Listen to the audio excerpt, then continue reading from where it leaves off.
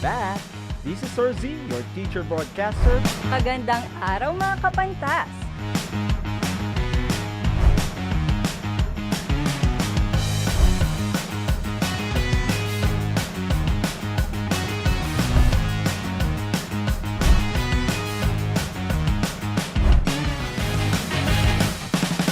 Welcome to Aral TarlakHenyo.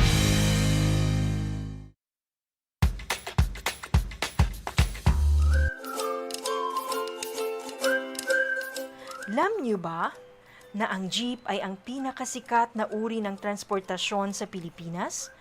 May nagsasabi na ang pangalang jeep ay hango sa salitang jeepy na ang ibig sabihin ay general purpose or government purpose na naglalarawan ng military jeep na ginamit noong World War II. Pagkatapos ng digmaan, iniwan na ng mga sundalong Amerikano ang libu-libong jeep sa kalsada ng Maynila. Ang matibay at makulay na jeepney nga raw ay truly mestizo dahil sa half local at half foreign na katangian nito. Alam nyo na, yan ang jeepney.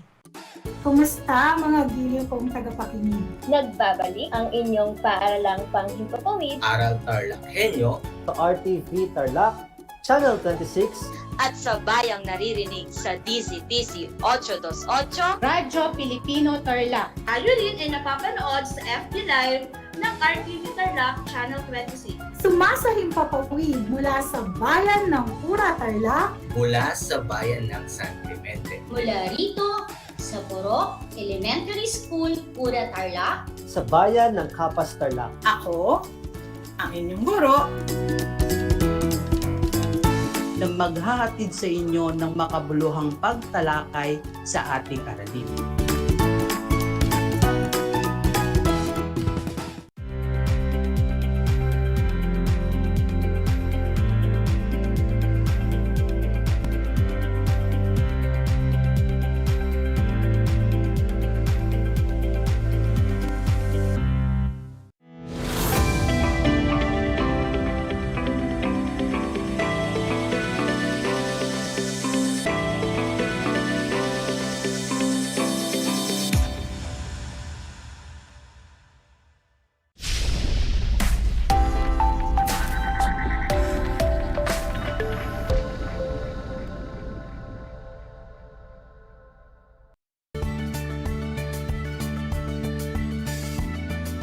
Welcome sa ating Project Shine, Aral TarlakHenyo ng SDO Tarlac Province na kasalukuyang napapanood dito sa RTV Tarlac Channel 26 at Converge Cable Channel 100 at sa bayang napapakinggan sa 828 AM DZTZ Radyo Pilipino Tarlac. Magandang buhay, mabuting tao. Kamusta na kayo mga giliw naming tagapakinig?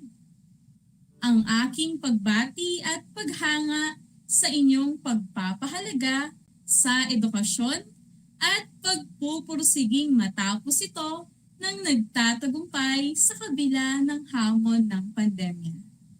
Ako ang inyong guro sa edukasyon sa pagpapakatao, Baitang Siyam, Binibining Maria Luisa S. Dupa, sumasahimpapawid mula sa bayan ng Victoria Tarlac. Sasamahan at gagabayan ka sa Most Essential Learning Competency na nakikilala ang mga palatandaan ng katarungang panlipunan. Natitiyak kong kayo ay handang-handa na mga anak sa ating bagong aralin sa araw na ito. Maging alerto at listo sa anumang impormasyong magbibigay sa atin ng inspirasyon, pag-asa at aral sa buhay na makatutulong sa pagiging mabuting tao. Makikita sa inyong screen mga bata ang larawan ng learner's material na ating gagamitin sa ating talakayan sa edukasyon sa pagpapakatao, Baitang Siyam. Mangyaring buksan ito sa pahina 129 hanggang 145. Bilang panimula, Ang katarungan ay isang mahalagang pundasyon ng panlipunang pamumuhay. Umiiral ito kung tinatanggihan ng mamamayan ang pandaraya sa negosyo, pangungurakot sa pribado at pampublikong institusyon, hindi makatarungang pasahod sa mga empleyado, at ang iba pang mga katulad na sitwasyon. Isinasaalang-alang ng katarungan ang ugnayan ng bawat isa sa lipunan. Kaya, kung titingnan mong mabuti ang mga ugnayan sa lipunan, makikita mo kung gaano kalaki ang hamon ng pagpapairal ng katarungang panlipunan. Mabisang paaraan ito upang mapangalagaan at mapanatili ang kabutihang panlahat. Hindi lamang ito nakatatak sa saligang batas ng ating bansa, kundi ito ang siyang isinisigaw ng ating bayan sa kasalukuyan nitong kalagayan. Ano ang katarungang panlipunan?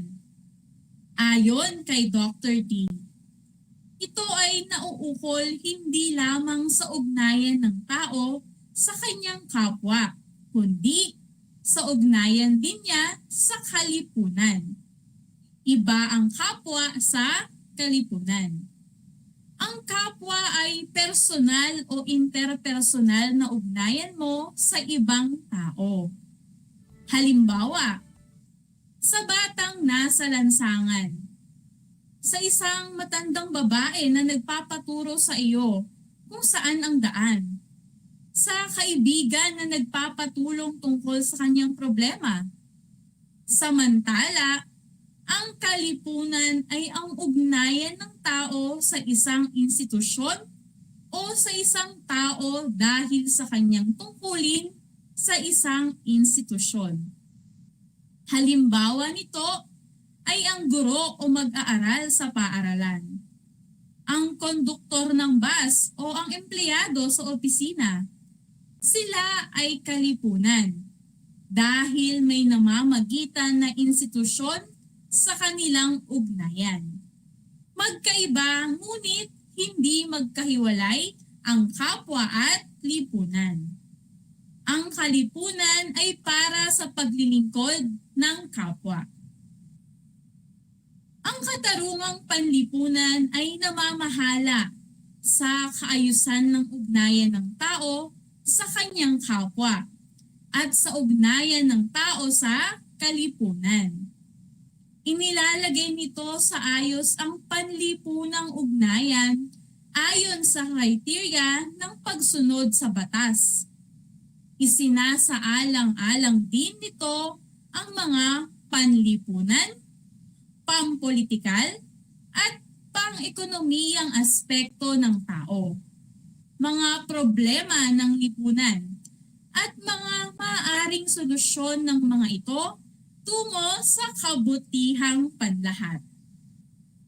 Ngayon naman, ating pag-usapan ang mga palatandaan ng taong makatarungan na makatutulong upang makapagsimula, mapanatili ang kaayusan o ang katarungan sa lipunan. Unang palatandaan.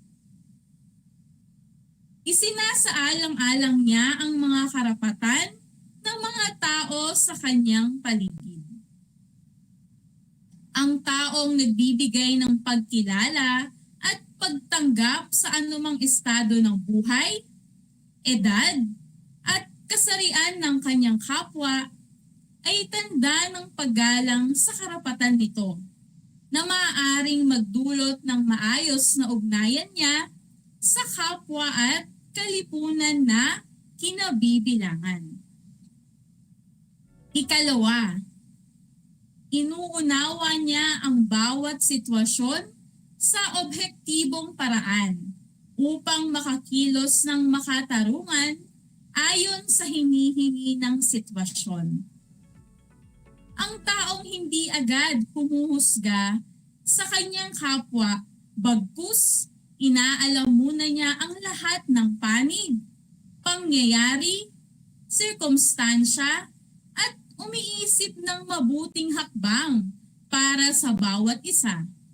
Ito ay isang gawain para sa ikabubuti ng ugnayan sa kapwa at sa kalipunan. Ikatlong palatandaan. Kahit alam niya kung ano ang nararapat para sa kanya, ay maaari siyang magparaya, alang-alang sa mga mas nangangailangan nito.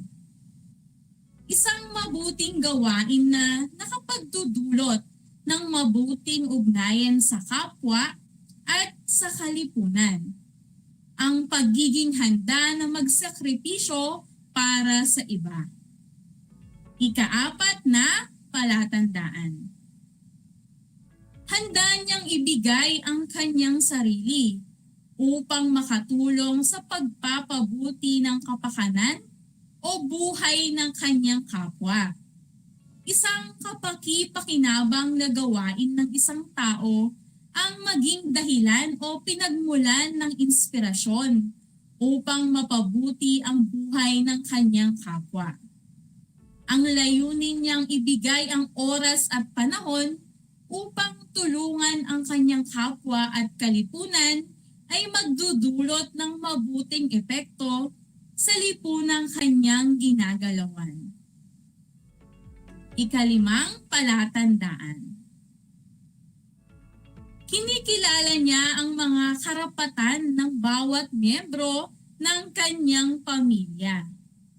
Ang pagkilala at paggalang sa karapatan ng bawat miyembro ay dapat unang matutunan sa pamilya.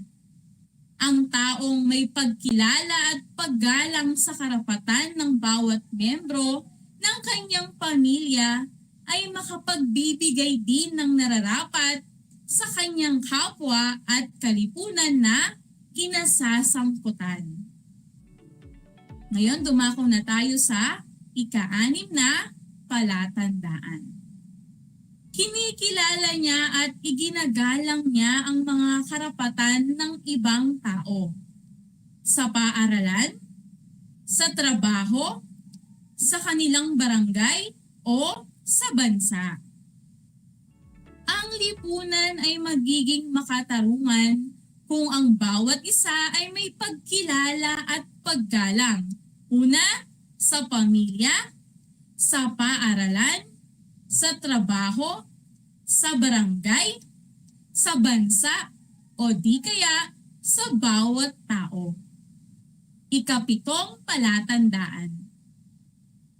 Itinataya niya ang kanyang sarili sa kasunduang mayroon siya at kanyang mga kaibigan. Nagiging makatarungan ang taong tapat sa kanyang pangako sapagkat tinutupad niya ang bawat kasunduan na mayroon siya sa kapwa at kalipunan. Ika-8 palatandaan. May kamalayan siya kung anong karapatan ang dapat niyang igalang, lalo na ang may kaugnayan sa likas na batas moral. Mas higit na makapagbibigay ng tamang paggalang sa karapatan ng bawat isa ang taong patuloy na umaalam sa mga epekto ng pagiging makatarungan. Ang taong may kamalayan sa pagbibigay at paggalang ng karapatan ay maaaring magbunga ito ng pagkakaisa, kapayapaan at pagmamahal sa kapwa at sa kalipunan. Ika-9 na palatandaan. Tinutupad niya ang kanyang mga pangako at mga commitment sa buhay.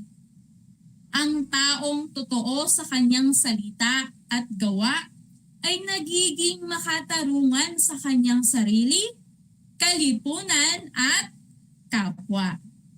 At ngayon, dumako na tayo sa ika-10 palatandaan. Nauunawaan niya na ang pagsalungat, pagbatikos, at pagpuna sa iba na kulang ng batayan ay kawalan ng katarungan. Ang taong makatarungan ay tumitingin sa kabuuan at iniisip ang mga pamamaraan kung paano makakatulong at pupunuin anuman ang mga pagkukulang. Ang pagsasabuhay ng mga palatandang ito ay simula ng katarungang panlipunan. Dito iiral ang paggalang sa karapatan ng bawat tao, paglampas sa sariling interes at pagsasaalang-alang sa kabuuang sitwasyon upang makamit ang kabutihang panlahat. Anong bagong kaalaman ang iyong nalaman sa araw na ito? Kung ang iyong sagot ay ang katarungang panlipunan na namamahala sa kaayusan ng ugnayan ng tao sa kanyang kapwa at sa ugnayan ng tao sa kalipunan na nagsasaalang-alang sa panlipunan, pampolitikal at ang pang-ekonomiyang aspekto ng tao upang makamit ang kabutihang panlahat, mahusay. Paano naman nakikilala ang katarungang panlipunan? Kung ang iyong sagot ay sa pamamagitan ng pagtingin sa mga palatandaang ugali na ginagawa ng makatarungang tao, tumpak, mahusay. Paano naman iiral ang katarungan sa lipunan? Kung ang iyong sagot ay kapag ang tao ay nagpapanatili ng mabuting ugnayan sa kapwa at patuloy na maglilingkod ng tapat ang kalipunan, mahusay. Mahalagang tandaan mga anak ang mga sumusunod na konsepto mula sa ating aralin ngayong araw. Una, ang katarungan ay isang mahalagang pundasyon ng panlipunang pamumuhay. Ikalawa, nakilala ang katarungang panlipunan sa pagpapanatili ng magandang ugnayan ng tao sa kanyang kapwa at kalipunan. Ikatlo, ang katarungang panlipunan ay namamahala sa kaayusan ng ugnayan ng tao sa kanyang kapwa at sa ugnayan ng tao sa kalipunan. Ikaapat na mahalagang dapat tandaan, isinasaalang-alang ng katarungang panlipunan ang pampolitikal, pang-ekonomiyang aspekto ng tao, mga problema ng lipunan, at mga maaaring solusyon ng mga ito tungo sa kabutihang panlahat.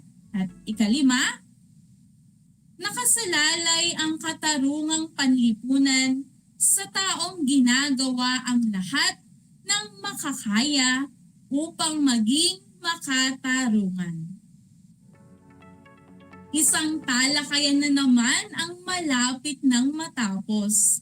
Ako ay masayang-masaya sa ipinakita niyong aktibong pakikibahagi sa ating aralin ngayong araw. Higit sa lahat, ang inyong pagmamahal sa edukasyon. Ipagpatuloy ang kagandahang asal na ito mga anak, dahil ito ay hakbang tungo sa katuparan ng inyong mga pangarap sa hinaharap. Sa puntong ito, panahon na upang alamin kung kayo ay may natutunan mula sa ating aralin sa pamamagitan ng munting pagsusulit. Sa lahat ng mga nanonood sa ating Facebook Live, gamitin ang Facebook chat box para sa inyong mga kasagutan. Ihanda naman ang panulat at sagutang papel sa lahat ng mga nanonood sa telebisyon at nakikinig sa radyo. Para sa ating panuto, isulat ang salitang tama kung wasto ang isinasaad ng pahayag at mali kung ito ay hindi wasto. Ulitin ko, isulat ang salitang tama kung wasto ang isinasaad ng pahayag at mali kung ito ay hindi wasto. Para sa unang bilang. Sa kabila ng pandemyang nararanasan, sinisikap ng negosyanteng si Jimmy na ibigay ang nararapat na sahod ng kanyang mga manggagawa.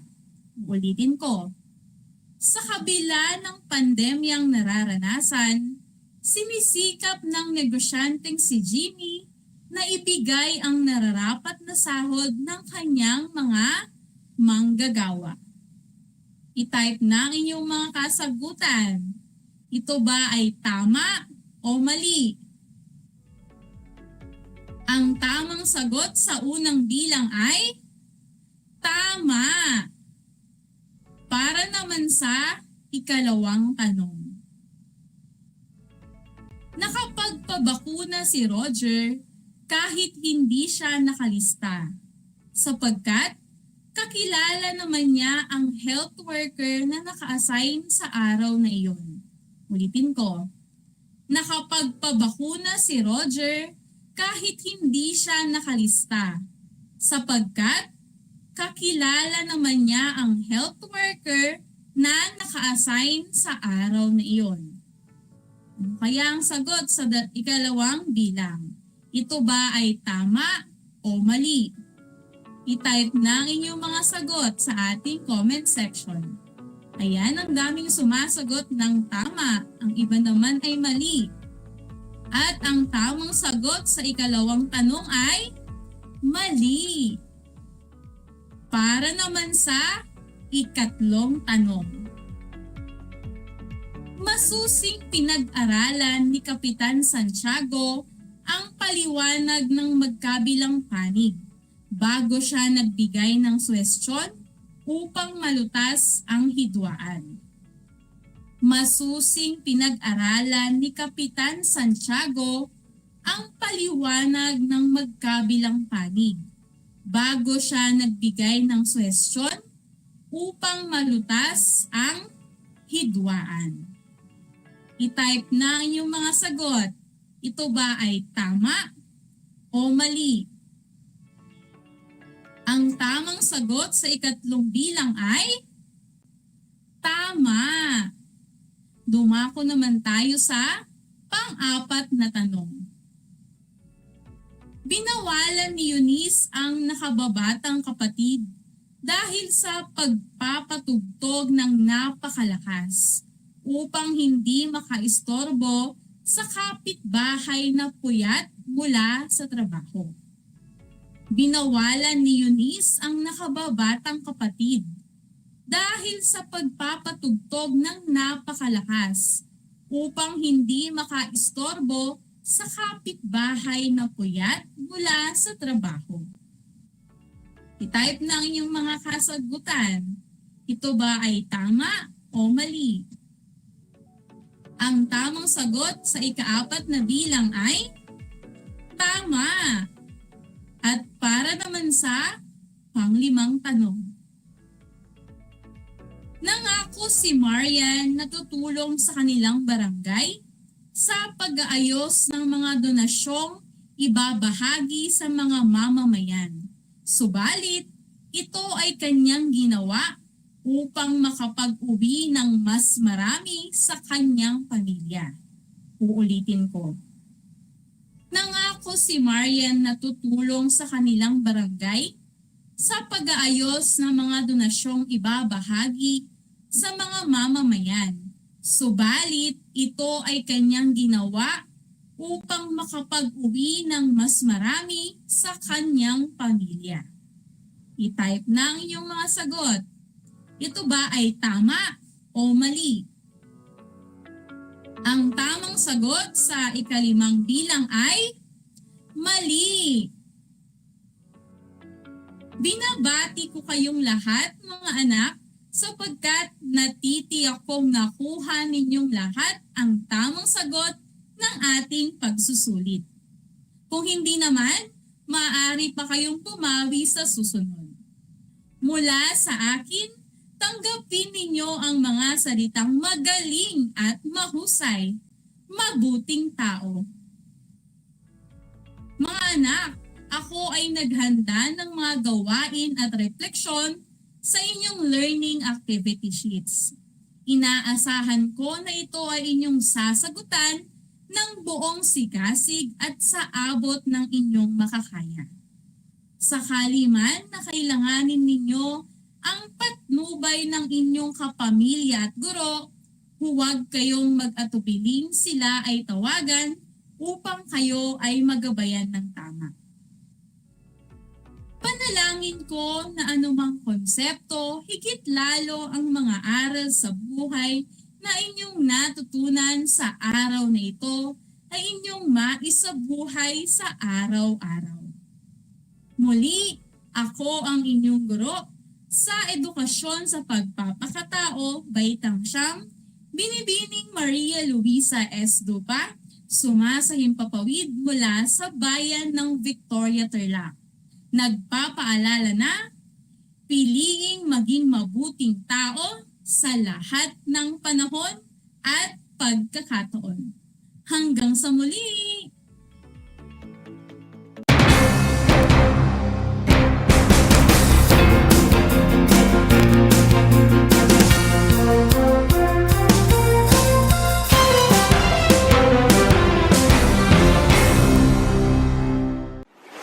Kabahagi mo Radyo Pilipino. Impormasyong may kalidad, serbisyong may halaga, saan mang bahagi ng Pilipinas. On air. Saan mang bahagi ng mundo. Online. Anumang uri ng pamumuhay. Kasama, katuwang, kapinoy. Kabahagi mo Radyo Pilipino. Radyo Pilipino. Sa bawat hagupit na dala ng kalikasan, matinding pinsala ang hatid sa mga bayan at sa mga tinamaan, tanging pag-asa ang kanilang pinanghahawakan. Ipamalas natin ang tunay na diwa ng bayanihan. Let us help as one. Ibahagi ang pakikipagtulungan sa mga sinalanta ng Bagyong Odette. Tulong ka Pinoy. Tulong ka Pinoy. A project of Ascenso Kapinoy Foundation Incorporated in cooperation with Radio Pilipino and 1FM. Ang anumang donasyon ng bawat isa sa atin ay napakalaking regalo na para sa ating mga Kapinoy na naging biktima ng Bagyong Odette. Amin po itong ipadadala sa mga typhoon-ravaged areas. Kaya sa mga nais tumulong, maaari po kayong magdeposito sa Ascenso Kapinoy Foundation UCPB account number 2010-30038-685 o pwede nyo ring dalhin sa aming himpilan. Tulong ka Pinoy. Tulong ka Pinoy. Tulong tayo ka Pinoy. Para sa karagdagang impormasyon, bisitahin ang Radio Pilipino o 1FM Facebook page.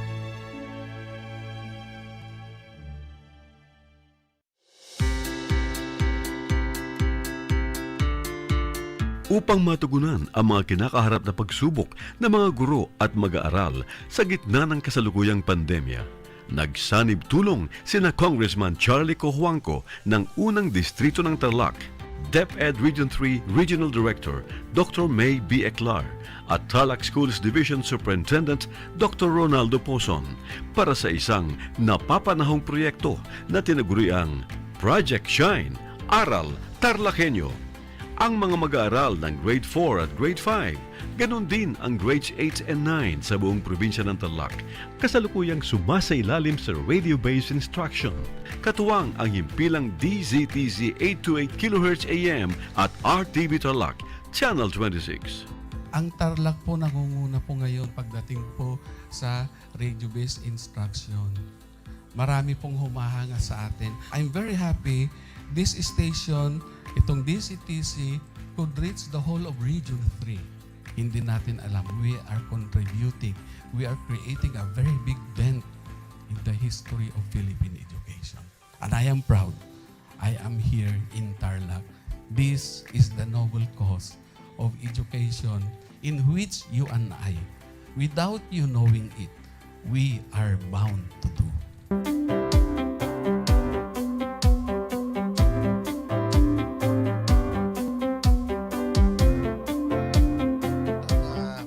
Project natin na Project Shine is a natural consequence dahil sa nangyari sa buong mundo. Let's continue to work together. I think it's very Filipino to practice bayanihan in anything or most of the things that we do. And this is a manifestation of that. No? We have private sector, we have DEPED, we have local government, all working together. And I hope the parents of some of these children, especially the parents that did not graduate from school or hindi nakapag-aral nung sila ay bata, sana naman gamitin na nila itong opportunity na mag-schooling na rin sila kasama ng mga anak nila para mag-bonding pati ang mga magulang sa mga bata. I look at this as doing God's work. Diba? So if you do God's work, it feels right. It's righteous. It's for good, not for evil. Good morning and happy learning, grade 4. Welcome to Aral TarlakHenyo here on RTV Tarlac, Channel 26. Simulcast over DZTC 828. Radio Filipino Tarlac. I am Teacher Mercy Pacheco Bognot. This is Alistair Aidatu. I am Marie Josephine B. Andrade. I am Teacher Princess Marie M. Dueñas, and I will be your teacher broadcaster for today.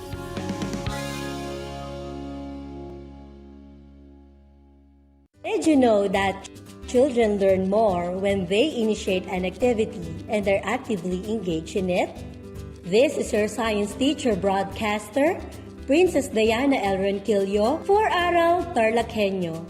Let's learn science together on Aral TarlakHenyo. Catch us live every Monday to Friday from 8:30 a.m. to 5:30 p.m. Watch Aral TarlakHenyo on RTV Tarlac, Channel 26, simulcast over Radio Filipino, DZTC 828 kHz, and streamed live on FB page and YouTube channel of RTV Tarlac, Channel 26.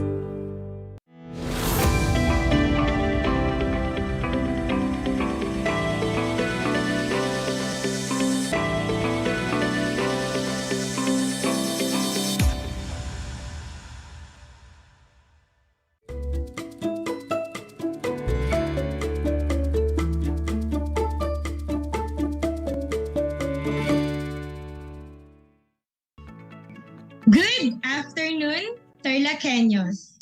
Welcome to Aral TarlakHenyo, here on RTV Tarlac, Channel 26, simulcast over DZTC, Radio Filipino Tarlac, and now on Channel 100 of Converge Cable TV, live here at La Paz, Tarlac, via remote live broadcast. I am Teacher Joy Ashley Hamig, your teacher broadcaster for Science Grade 9. Join me this afternoon as I share my voice that teaches, touches, and transforms students' lives. It's a wonderful day. Come and join me as we discover the amazing world of science. But before we start, I want you to find a comfortable place to study away from noise and distraction. Then, check your headsets or speakers if they are functioning well, so you could hear our discussions clearly. And lastly, prepare your science learning modules, your compendium of notes, your learning activity sheets, and your 2 Ps, pen and paper. If you need to take some time to refresh yourselves, please do so, because in a couple of minutes, we will discuss our new lesson for today. If you have any question regarding to our lesson, you can leave your question on the comment section of our Facebook Live. Are you now excited to learn? Great! Let us begin. Last time, you have learned about the percentage composition of a compound given its chemical formula. Let us have a short review that we'll discuss to you by Sir MacVivar last time. You just need to analyze the statement if it is true or false. Is that clear? Great. Write your answer on your paper or in the comment section of our Facebook Live. Okay? Let us start. Number 1. Percentage composition is governed by the fundamental principle in analytical chemistry proposed by Joseph Proust. I repeat, percentage composition is governed by the fundamental principle in analytical chemistry proposed by Joseph Proust. Is it true or false? What do you think, learners? Okay, very good. The answer is true. Number 2.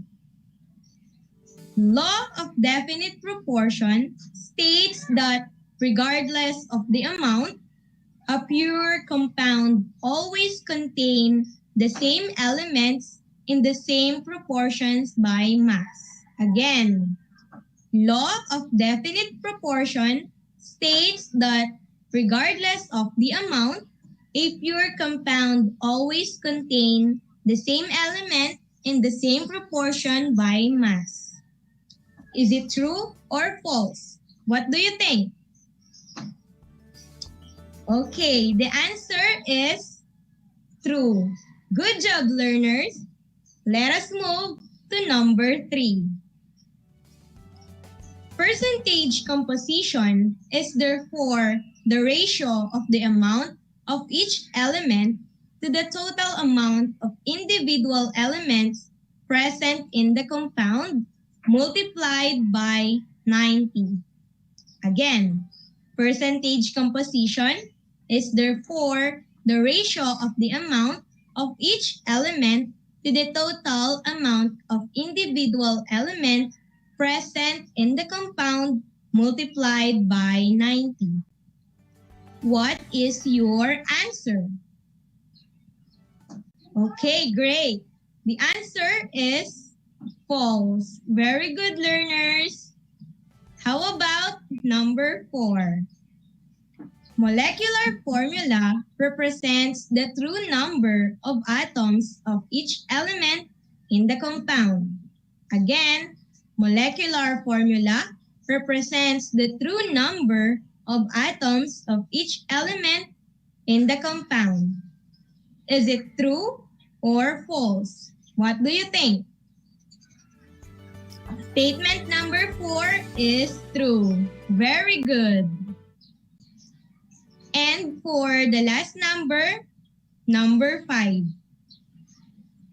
Empirical formula represents the lowest whole number ratio of atoms in a compound.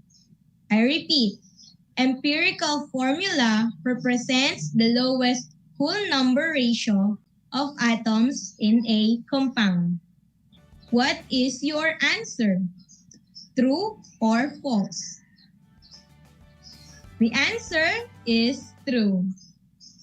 Did you get all the correct answer? Excellent, grade 9. It seems that you're ready for our lesson. Fasten your seatbelt. Let us start. I have questions for you, but I want you to make images on your mind while I am asking. Okay? Great. Now, close your eyes.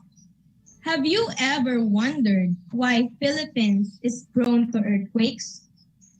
Why it is said to be located along the Ring of Fire? Have you seen a volcano erupting? May it be actual or in a video documentation. Based on the things you have seen or heard, can you imagine how do they look? Can you name some that are still erupting up to these days? Now, open your eyes. What did you see? Great. It's fun, right? After this discussion, you will be able to describe the different types of volcanoes. Let's begin. You have learned in previous grade level that the Philippines is along the Pacific Ring of Fire. It is situated at the boundaries of two tectonic plates, the Philippine Sea Plate and the Eurasian Plate. Both plates dive beneath the archipelago. Along the deep trenches, its east and west seaboard. This explains why the Philippines is an ideal site for earthquake and volcanic activities. As you move on to this lesson, you will be able to classify volcanoes based on their eruptive history and to identify their three general types based on the shapes of their cones. The Philippines is located along the Ring of Fire because of its tectonic setting. As a result, it is a home to many volcanoes. Philippine islands have approximately 300 named and unnamed volcanoes all over the archipelago. At present, there are 24 classified active volcanoes. Maybe you already have in mind a name of a volcano that have been mentioned in the current news which have been showing an activity for the past days. Is that right? Yes. Let's visit some of them. Out of these 24 active volcanoes, 6 namely Pinatubo, Taal, Mayon, Bulusan, Canlaon, and Hibok-Hibok are considered the most active. I am pretty sure you are familiar with these names. According to the Philippine Institute of Volcanology and Seismology, or PHIVOLCS, our country is an ideal site for any volcanic activity. It is therefore important for us to know this natural phenomenon to reduce the risk and adverse effect it may cause. Let us talk about volcano. Since you were in elementary, you have heard about volcanoes. But can you still remember what a volcano is? Can you describe how it looks and what it is made up of? Technically, a volcano is a vent, hill, or mountain from which molten or hot rocks with gaseous materials are or have been ejected. It is also applies to craters, hills, or mountains formed by removal of pre-existing materials or by accumulation of ejected materials. Let us deepen your understanding about volcanoes. At present, PHIVOLCS classified volcanoes into 3 categories, namely active, inactive, and potentially active. A volcano is classified as active based on the following. First one is if it has eruptions in historic times supported by numerous historic accounts. Number 2, if it has oral folkloric history which suggests an eruption that is remembered by our ancestors. And lastly, if it has shown indicators of seismic activity and if it has volcanic deposits less than 10,000 years as determined by radiometric dating, Do you know some volcanoes which we can consider as active? That's great. Example of these are Mount Pinatubo, located at the boundaries of Pampanga, Tarlac, and Zambales. Taal Volcano in Batangas, and Mayon in Albay. On the other hand, a volcano is said to be inactive if it has no record of eruptions and its form has been changed by agents of weathering and erosion with the formation of deep gullies. Can you name some of these volcanoes you are familiar with? Very good. Example of these are Cabaluyan and Malabobo volcanoes in Pangasinan, Cocoro in Palawan, and Arayat in Pampanga. In 1997, PHIVOLCS introduced a third category, which is what we call as potentially active. A volcano is said to be potentially active if it is geologically young looking, which suggests it possibly erupted less than 10,000 years ago. A volcano is morphologically young as suggested by the following: low degree of erosion and dissection, presence of young vent features, and may lack or have very little vegetation cover. Do you know a volcano which we classify as potentially active? Good job. Example of these are Mount Apo in Davao del Sur, Mount Mariveles in Bataan, and Mount Negron in Zambales.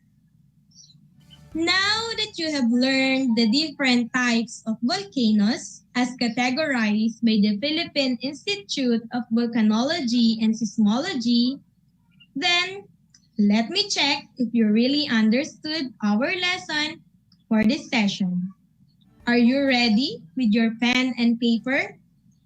Great. You will be given a 10-item true or false.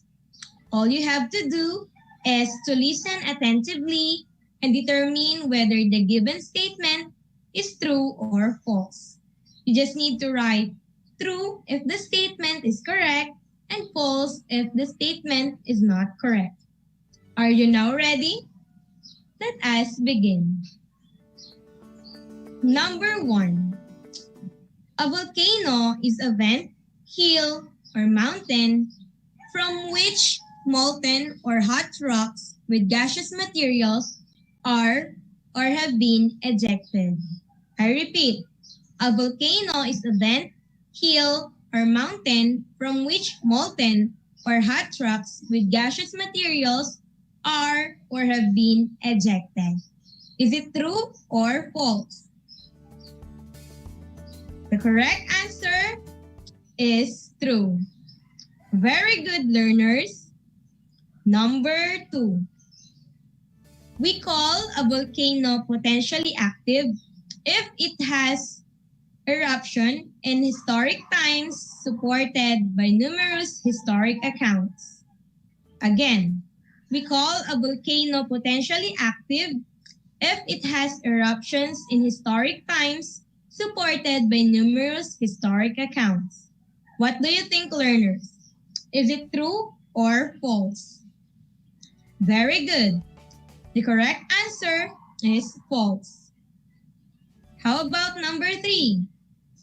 Mount Apo is classified by the Philippine Institute of Volcanology and Seismology as an active volcano. Again, Mount Apo is classified by the PHIVOLCS as an active volcano. What do you think is the correct answer? Okay, the answer is false. Number 4.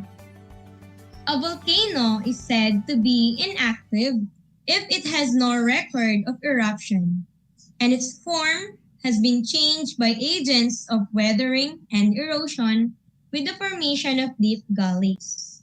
Again, a volcano is said to be inactive if it has no record of eruption and its form has been changed by agents of weathering and erosion with the formation of deep galleys. What do you think, learners? Is it true or false? Okay, excellent. The answer is true. Number 5. Philippines is located along the Ring of Fire. Again, Philippines is located along the Ring of Fire. Okay, the correct answer is true. Number 6. Quibox have classified 24 active volcanoes here in our country. I repeat, Quibox have classified 24 active volcanoes here in our country. The correct answer is true. How about number 7? Mount Cabaluyan in Pangasinan is classified as an active volcano. Again, Mount Cabaluyan in Pangasinan is classified as an active volcano. Is it true or false? Very good. The correct answer is false. Number 8.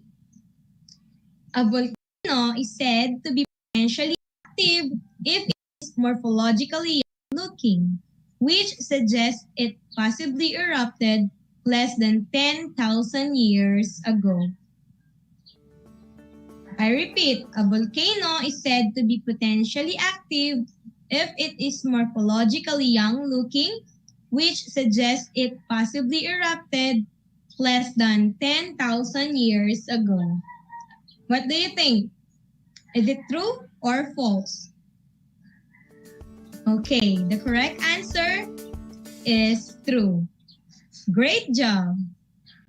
Number 9.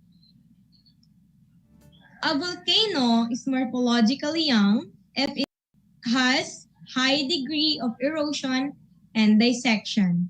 Again, a volcano is morphologically young if it has high degree of erosion and dissection. True or false?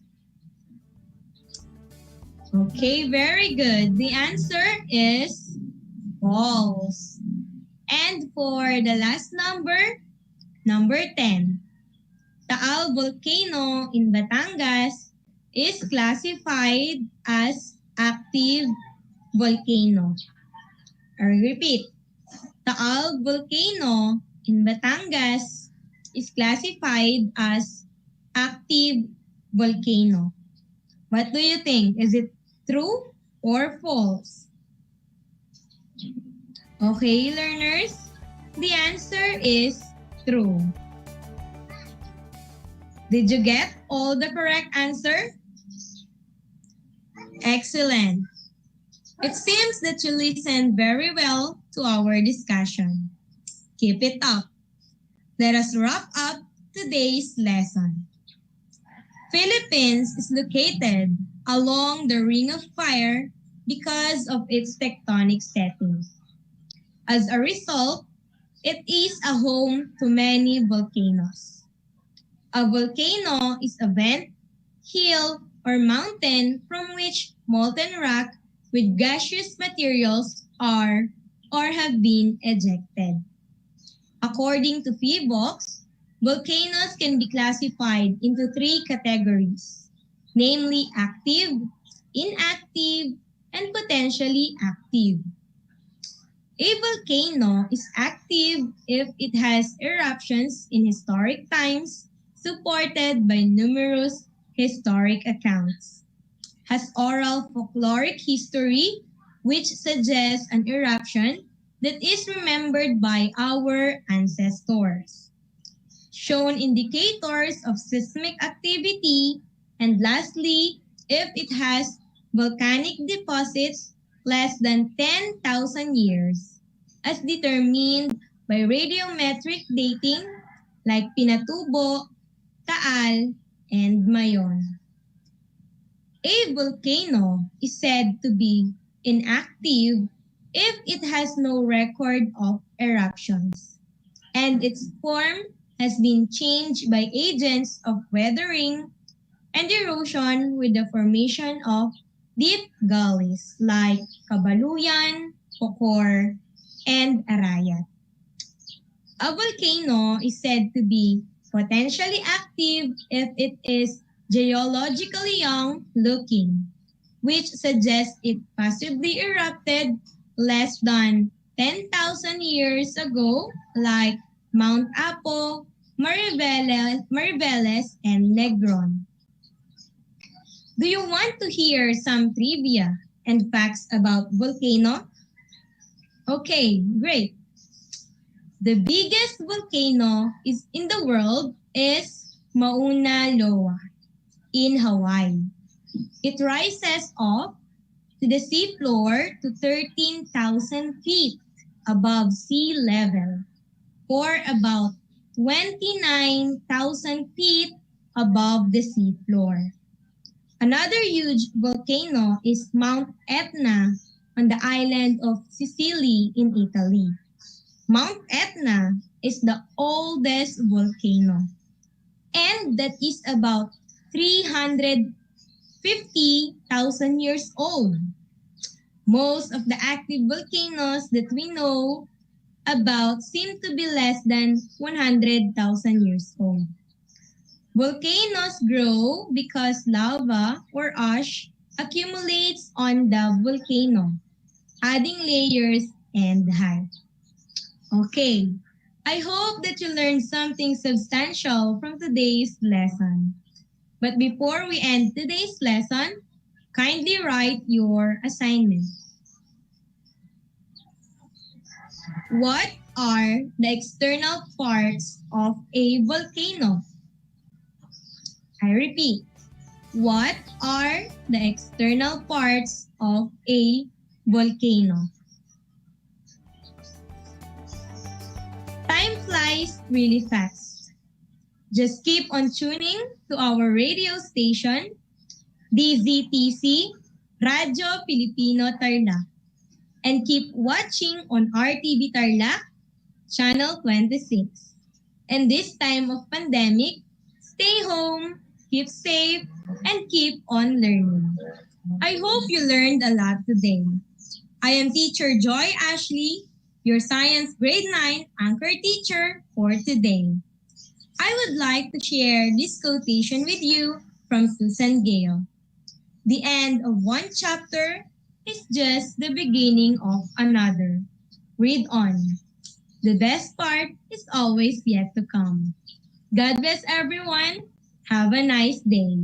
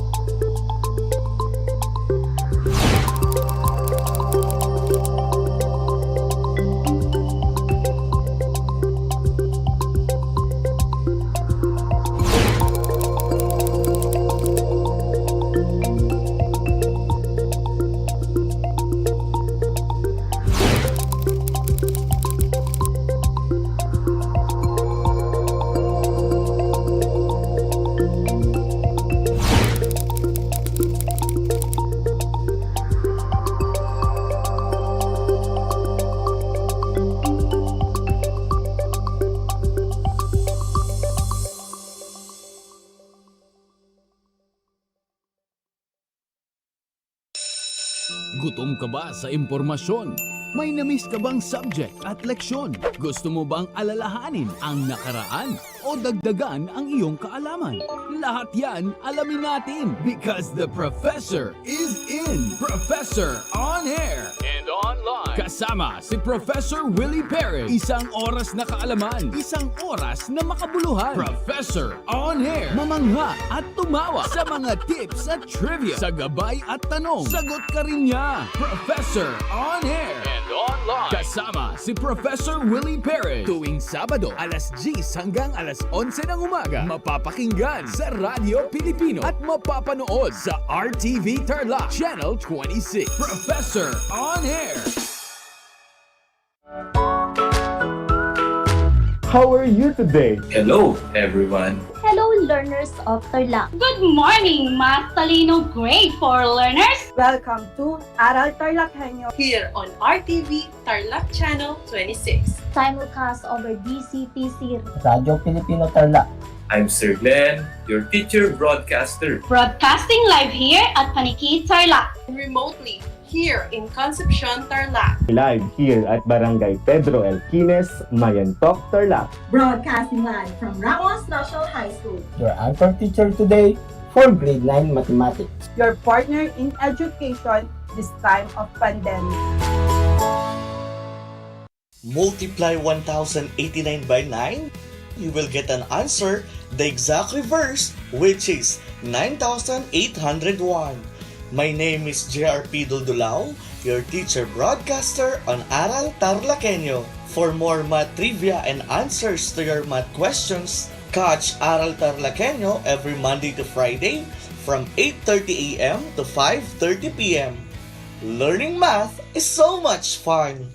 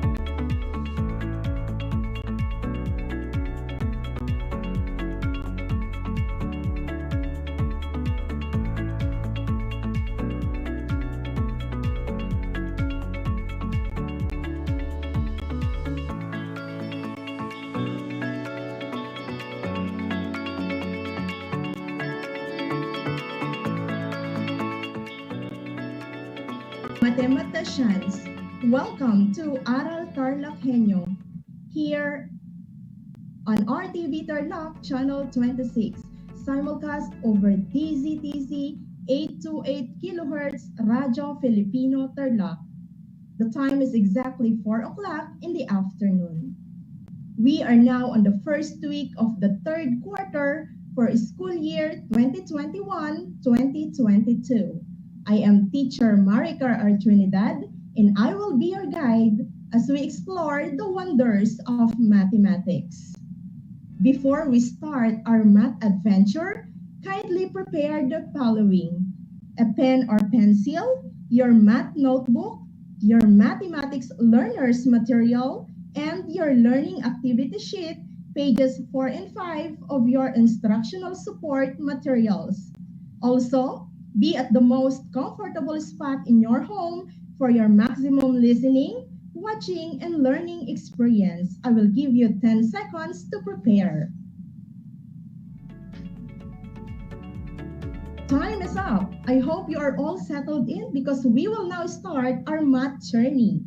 For today's topic, we will unravel the mysteries of quadrilaterals and determine what conditions make a quadrilateral a parallelogram. Let us begin. We will start our journey by looking back into the concept of a quadrilateral.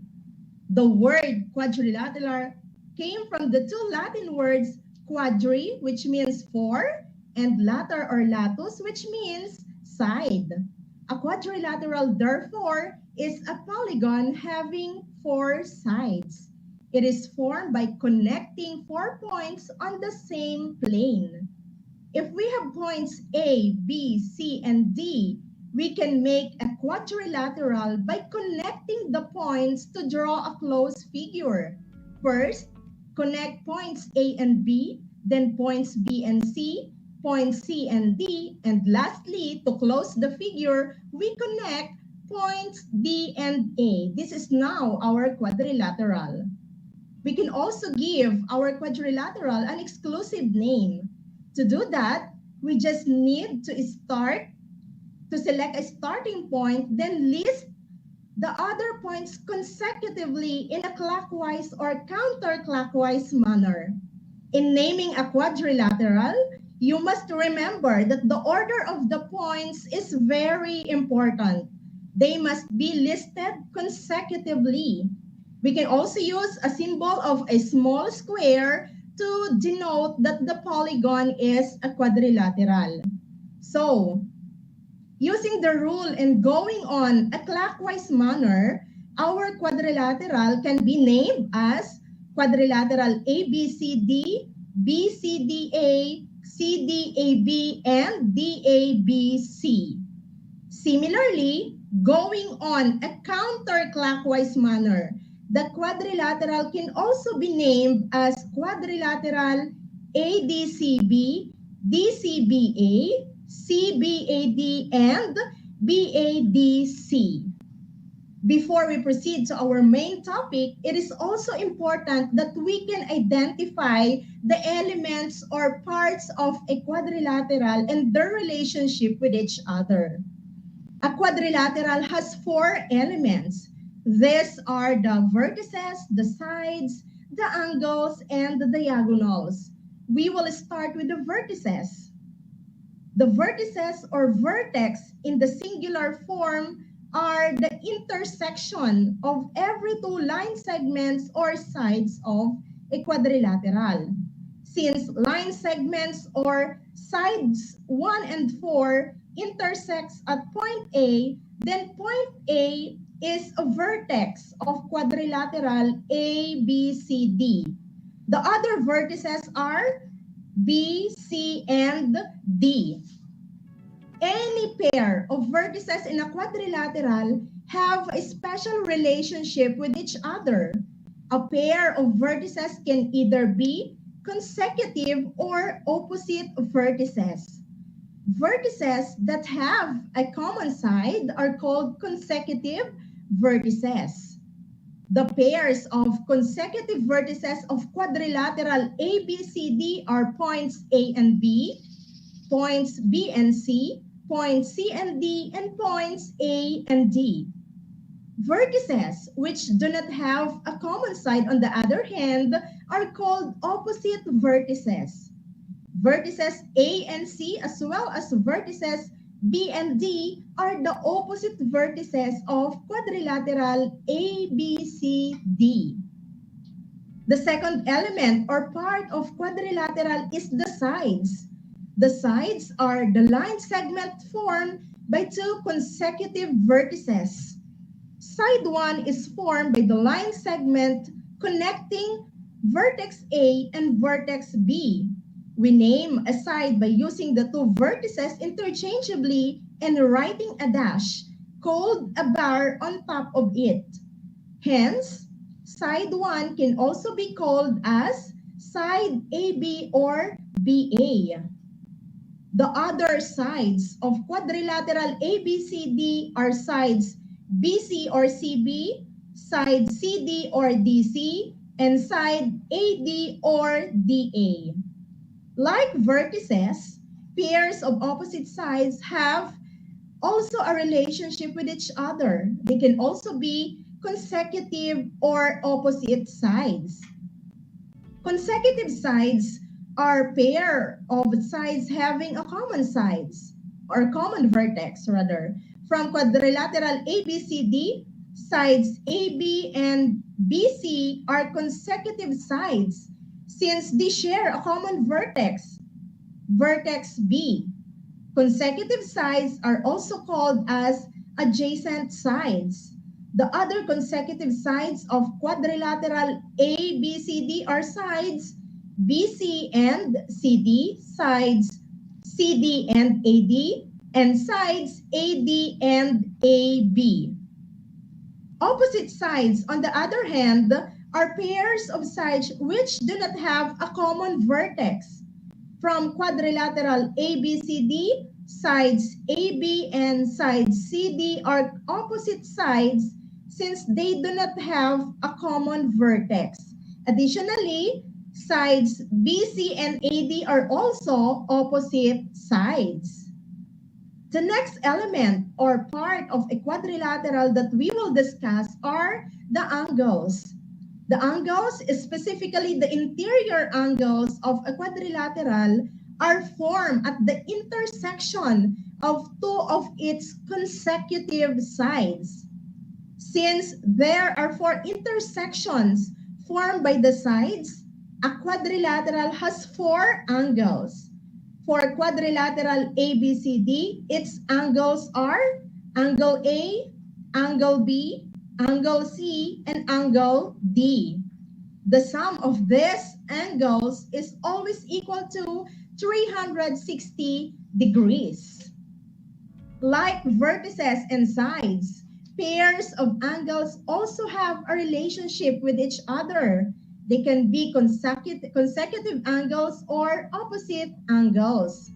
Consecutive angles are angles having a common side. In quadrilateral ABCD, angles A and B are consecutive angles since they share a common side, which is side AB. The other consecutive angles of quadrilateral ABCD are angles B and C, angles C and D, and angles A and D.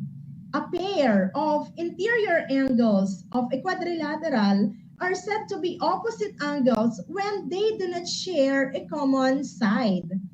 For quadrilateral ABCD, angles A and C, as well as angles B and D, are opposite angles since they do not share a common sides. The last element or part of a quadrilateral that we will discuss are the diagonals. The diagonals of a quadrilateral are the segment formed by two opposite vertices. If we connect each pair of opposite vertices with a segment, we will have our diagonals AC and BD. Now that we have reviewed the basic concept of quadrilaterals, we can now proceed to our main topic, which is the conditions which makes a quadrilateral a parallelogram.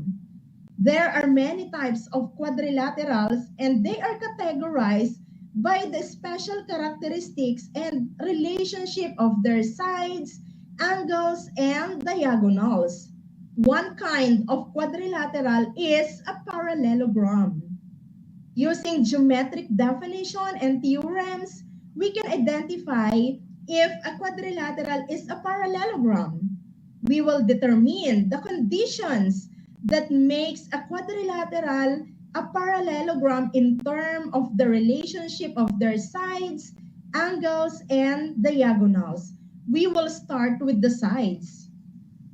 Using definition, we can state that if the pairs of opposite sides of a quadrilateral are parallel, then the quadrilateral is a parallelogram. What does this mean? Quadrilateral LOVE is a parallelogram because if we will extend the opposite sides LE and OV indefinitely, they will never meet at any certain point. The same must also be true for opposite sides LO and VE. In a figure, we use an arrowhead going on the same direction on the opposite sides of the quadrilateral to denote that they are parallel. So, for condition 1, LOVE is a parallelogram if side LE is parallel to side OV and side LO is also parallel to side VE. Using the relationship between opposite sides again, condition 2 states that if the pairs of opposite sides of a quadrilateral have the same length or are congruent, then the quadrilateral is a parallelogram. In a figure, we can say that sides are congruent by drawing a slash on the sides that are congruent. With condition 2, LOVE is a parallelogram if sides LO and VE as well as sides LE and OV are congruent. Next, we have condition 3 and 4. And this time, we will use the relationship between the angles of a quadrilateral to determine if it is a parallelogram. So for condition 3, we can state that if the pairs of opposite angles of a quadrilateral are congruent, then the quadrilateral is a parallelogram. LOVE is a parallelogram if angles L and V as well as angles O and E have the same measure or are congruent. Condition 4. It states that if the consecutive angles of a quadrilateral are supplementary, then the quadrilateral is a parallelogram. There are two terms here that we should focus on: consecutive angles and supplementary angles. Earlier, we have defined consecutive angles as angles that share a common side. Supplementary angles, on the other hand, are angles whose measures add up to 180 degrees. Quadrilateral LOVE is a parallelogram if the sum of the consecutive angles L and O is 180 degrees.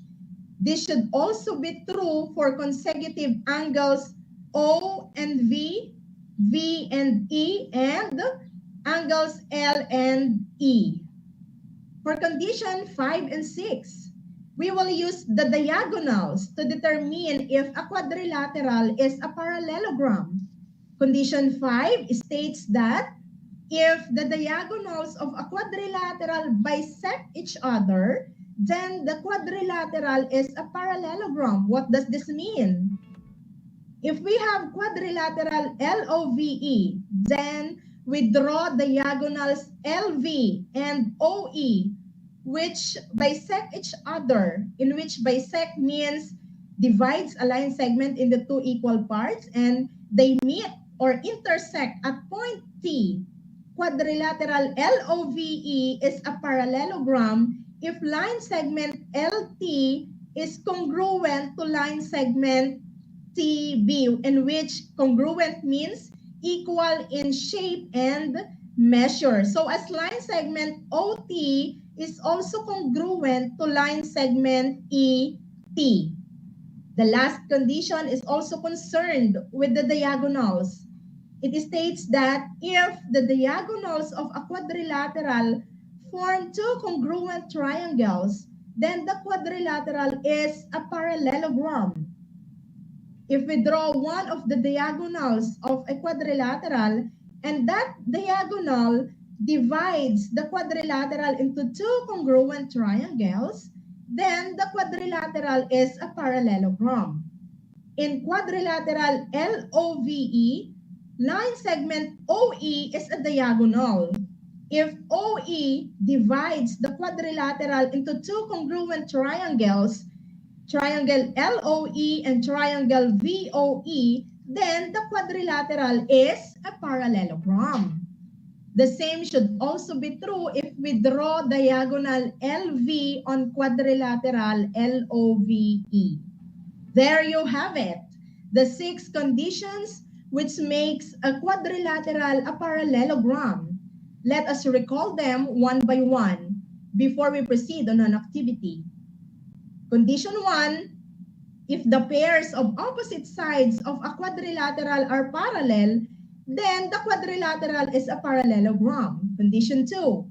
If the pairs of opposite sides of a quadrilateral are congruent, then the quadrilateral is a parallelogram. Condition 3. If the pairs of opposite angles of a quadrilateral are congruent, then the quadrilateral is a parallelogram. Condition 4. If the pairs of consecutive angles of a quadrilateral are supplementary, then the quadrilateral is a parallelogram. Condition 5. If the diagonals of a quadrilateral bisect each other, then the quadrilateral is a parallelogram. And lastly, condition 6. If a diagonal of a quadrilateral forms two congruent triangles, then the quadrilateral is a parallelogram. You should keep in your heart and mind the following conditions because you will be using them repeatedly on succeeding lessons. But for now, we will apply them what we have learned in a simple activity. For our activity, you will state the conditions that support its statement to prove that quadrilateral WXYZ is a parallelogram. Refer to the figure on your learner's materials, pages 6 and 7 for those who are tuned in to DCTC Radio Filipino Tarlac. And for those who are watching on your television and on YouTube or Facebook, refer to the presentation. We will answer each item one by one. You may comment your answer on the comment section of our Facebook Live streaming. Our first statement. Line segment OX is congruent to line segment OZ. Line segment OW is congruent to line segment OY. What condition? I will give you 5 seconds to answer. Go. Time is up. The correct answer is condition 5. Why? Because the diagonals bisect each other. Therefore, quadrilateral WXYZ is a parallelogram. Did you get it? Very good. Statement number 2. Line segment XY is congruent to line segment WZ. And line segment WX is congruent to line segment YZ. You have another 5 seconds to answer. Go. Let us see if we have the same answer.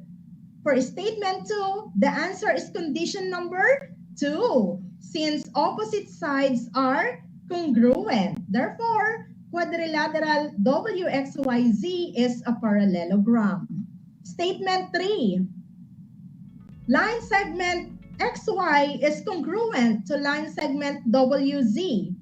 Line segment XY is parallel to line segment WZ. Your 5 seconds starts now. Let us check your answer. Statement 3 is a combination of 2 conditions. If you answer condition 1 and 2, then you are correct because the opposite sides are congruent and parallel. Statement 4. Angle X is congruent to angle Z. Angle W is congruent to angle Y. You have 5 seconds to write your answer. Let us check your answer. If you answer condition 3, then you are correct. Opposite angles are congruent. Then WXYZ is a parallelogram. Statement 5. Line segment WX is parallel to line segment ZY, and line segment WX is congruent to line segment ZY. You have 5 seconds to answer. Let us see if you get the current condition. Statement 5 is under condition 1 and 2 since the opposite sides are congruent and parallel. Therefore, WXYZ is a parallelogram. Did you get it? Excellent. Statement 6. Line segment WO is equal to half of line segment WY. Line segment XO is congruent to line segment ZO. 5 seconds, go. Let us check your answer. For statement 6, we can use condition 5 to prove that WXYZ is a parallelogram because the diagonals bisect each other. Statement 7. Angle WXY plus angle XWZ is equal to 180 degrees. You have 5 seconds to answer. Go. Let us now look if you are correct using condition 4 that consecutive angles are supplementary, then WXYZ is a parallelogram. 1 to go. Statement 8. Triangle XWZ is congruent to triangle ZYX. 5 seconds, go. Let us check your answer. For statement 8, since the diagonal XZ divides the quadrilateral into two congruent triangles, statement 8 is under condition number 6. That is the correct answer. All right? Did you get all the correct answer? If yes, then you truly are a batang TarlakHenyo. If not, do not be sad. It is a good thing that you did your best. You just need to have more practice. If you need help for this topic or any other math topic, you can send me a message at 0915-795-6832. I will be more than willing to help you. Again, our math hotline number is 0915-795-6832. Let us proceed to our next activity. Turn your math learners material on pages 313 and 314. We will answer activity 6.2. The instruction is that you have to study the following quadrilaterals and answer the question that follows. I will give you 5 seconds for each item. Here is quadrilateral number 1. Our question: what condition guarantees that the figure is a parallelogram? And why did you say so? Go. Time is up. Let us check your answer. The condition which guarantees that the figure is a parallelogram is condition number 1. So as you can see, the measures of the opposite sides are congruent. Figure number 2. Question: what condition guarantees that the figure is a parallelogram? Why did you say so? 5 seconds, go. Let us check your answers. We can use 2 conditions for figure 2. The first one will fall under condition 3. As we can see, the pairs of opposite angles are congruent. The second one will fall on condition 4. Consecutive angles are supplementary because if we will add the consecutive angles, let us say angles P and S, their sum is 180 degrees. How many did you get? If you answered them all correctly, congratulations. If you still need help, do not hesitate to use our math hotline number at 0915-795-6832. For more practice exercises and as an assignment as well, answer activities 1 to 3 on pages 4 and 5 of your learning activity sheet here, or using your instructional support materials. This is the end of our math adventure today. But before we part, remember that this is a quadrilateral and this is a parallelogram. Though they do not look the same, they have some characteristics that are similar. Just like each and every one of us, we have different characteristics, belief, economic status, and even languages. But in the eyes of God, we are all equal. We must learn to appreciate our similarities and respect our differences. And this is the key to peaceful coexistence. That is all for today. Thank you, grade 9 mathematicians. Make it a habit to stay tuned in every Monday and Wednesday here at Aral TarlakHenyo at RTV Tarlac Channel 26. Simulcast at RTV DCTC Radio Filipino Tarlac. Once again, I am Teacher Marica Archunidad, your teacher broadcaster saying, madali ang matuto kung matyaga tayo. Mabuhay! God bless everyone!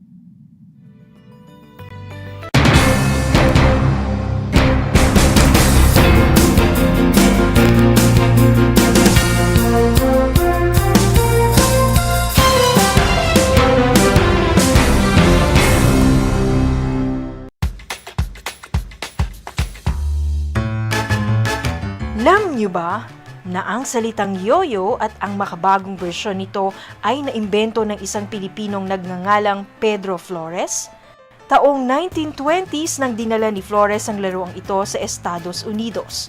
Sinimulan niya ang paggawa nito sa kanyang maliit na pabrika sa California at ipinakita sa mga tao ang iba't ibang tricks ng paggamit nito. Alam mo na, yan ang yoyo! Ang Tagalog ay ang wika ng mga taga Quezon, Batangas, Bulacan at ng iba pang katutubong nagsasalita nito. Ang Filipino ay ang pambansang wika batay sa tinadhana ng 1987 Constitution.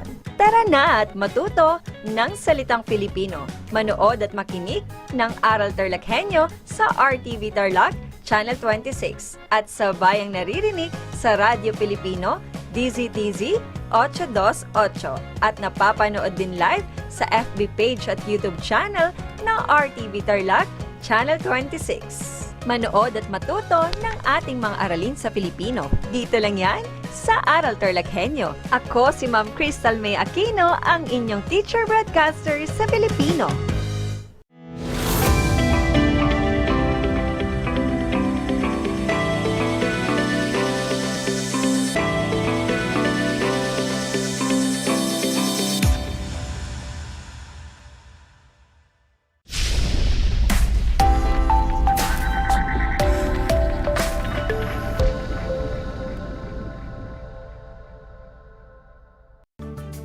Magandang araw, Tarlac! Magandang araw, mga kapantas!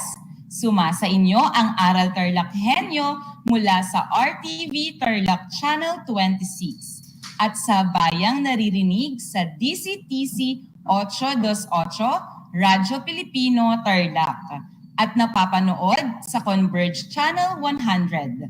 Ako si Ma'am Zenia, ang inyong teacher broadcaster sa Filipino, ika-9 na baitang. Ako ay inyong naririnig at napanonood mula sa Herona Tarlac sa pamamagitan ng remote live broadcast. Kumusta? Sa panibagong araw na ito, tandaan ang 3 S. Saglit, subalit, sulit.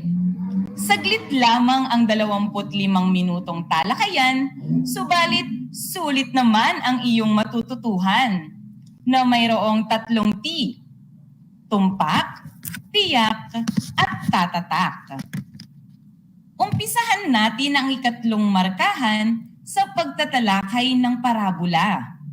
Batid ko na hindi na bago sa inyo ang panitikan na ito, sapagkat mula pa noong elementarya kayo hanggang sa ngayon ay ginagamit natin ito bilang lunsaran sa pag-aaral ng asignaturang Filipino. At alam ko ring marami na kayong nabasang mga parabola na hitik rin sa mga aral na napulot mula rito, na siyang isinasabuhay ninyo sa araw-araw. Dahil dyan, bigyan ninyo ng nakatutulig na palakpak ang inyong mga sarili. Nabanggit kanina na hindi na bago sa inyo ang panitikang parabola. Tingnan natin kung ano ang naaalala ninyo tungkol dito. Magkakaroon muna tayo ng maikling pagbabalik-tanaw tungkol sa kahulugan ng parabola. Maglabas kayo ng papel at lapis o ballpen. Nakapaglabas na ba kayo ng mga kagamitan? Magaling! Ang gagawin ninyo ay isulat sa papel ang tama kung ang pahayag ay nagsasaad ng patungkol sa kahulugan ng parabola at isulat ang mali kung ang pahayag ay hindi nagsasaad ng kahulugan ng parabola. 2 beses ko lamang babasahin ang bawat katanungan at sa bawat item ay bibigyan kayo ng 5 minuto o 5 segundo upang isulat ang sagot pagkatapos ko itong basahin. Handa na ba kayo? Kung ganoon, simulan na natin. Unang katanungan. Ang parabola ay isang maikling kwentong may aral na hinahango mula sa Biblia. Ang parabola ay isang maikling kwentong may aral na hinahango mula sa Biblia. Tama o mali? Ang tamang sagot ay tama! Ang parabola ay isang kwentong may aral na hinahango sa Biblia. Alam kong karamihan sa inyo ay nakakuha ng tamang sagot. Napakahusay! Pangalawang katanungan. Hindi nangyayari sa tunay na buhay ang mga pangyayari sa kwentong parabola. Hindi nangyayari sa tunay na buhay ang mga pangyayari sa kwentong parabola. Tama o mali? Ang tamang sagot ay mali, sapagkat ang mga pangyayari sa kwentong parabola ay nangyayari sa tunay na buhay. Nakuha niyo ba ang tamang sagot? Magaling! Tumungo naman tayo sa ikatlong katanungan. Ang parabola ay isang halimbawa ng prosang panitikan. Ang parabola ay isang halimbawa ng prosang panitikan. Tama o mali? Ang tamang sagot ay tama. Ang parabola ay isang prosa. Mayroong nalilito kung minsan at sinasabi nilang ito ay patula. Tandaan natin na ang parabola ay hango sa Biblia. Ang mga pinaghanguan ay kadalasang mga salmo na nasa anyong patula. Ngunit hindi naman salmo ang anyo ng parabola. Ito ay nasa anyong maikling kwento. At ang maikling kwento ay isang prosa. Inuulit ko, ang parabola ay isang prosa at hindi isang patula. Nakuha ba ninyo ang tamang sagot? Magaling! Ika-4 na katanungan. Kilala rin bilang talinghaga ang parabola. Kilala rin bilang talinghaga ang parabola. Tama o mali?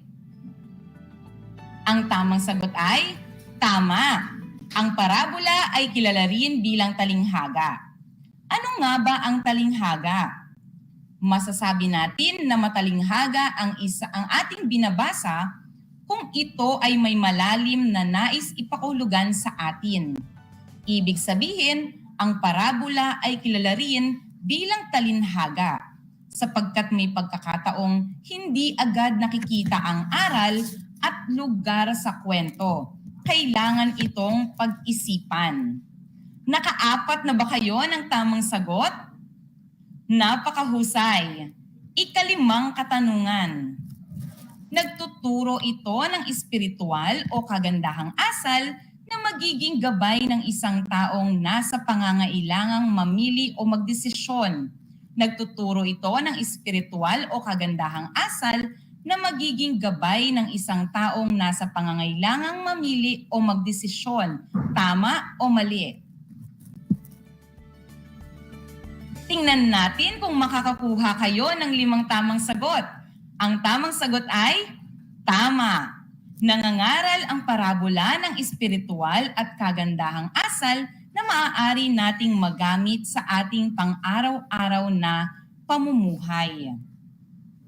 Nakuha niyo ba ang lahat ng tamang sagot? Napakahusay! Lubos na ninyong alam ang kahulugan ng parabola. Palakpakan ninyo ang inyong mga sarili. Nabanggit kanina na ang mga pangyayari sa parabola ay nangyayari sa tunay na buhay. Ngayon, atin itong patutunayan sa pamamagitan ng pakikinig ninyo sa akin ng isang halimbawa ng parabola na pinamagatang ang parabola ng alibughang anak.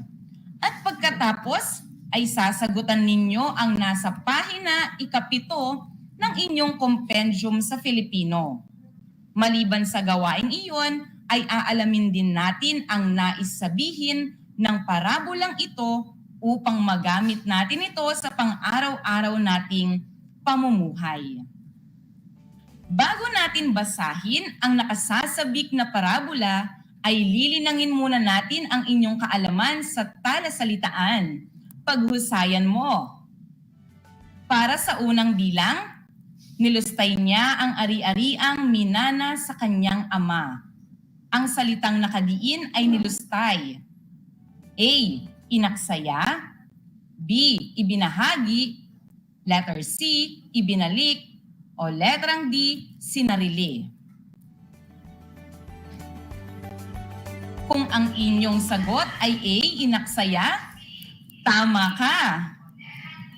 Para naman sa ikalawang bilang, nang nasilayan ng ama ay nahabag at tumakbo siya papalapit sa kanyang bunsong anak.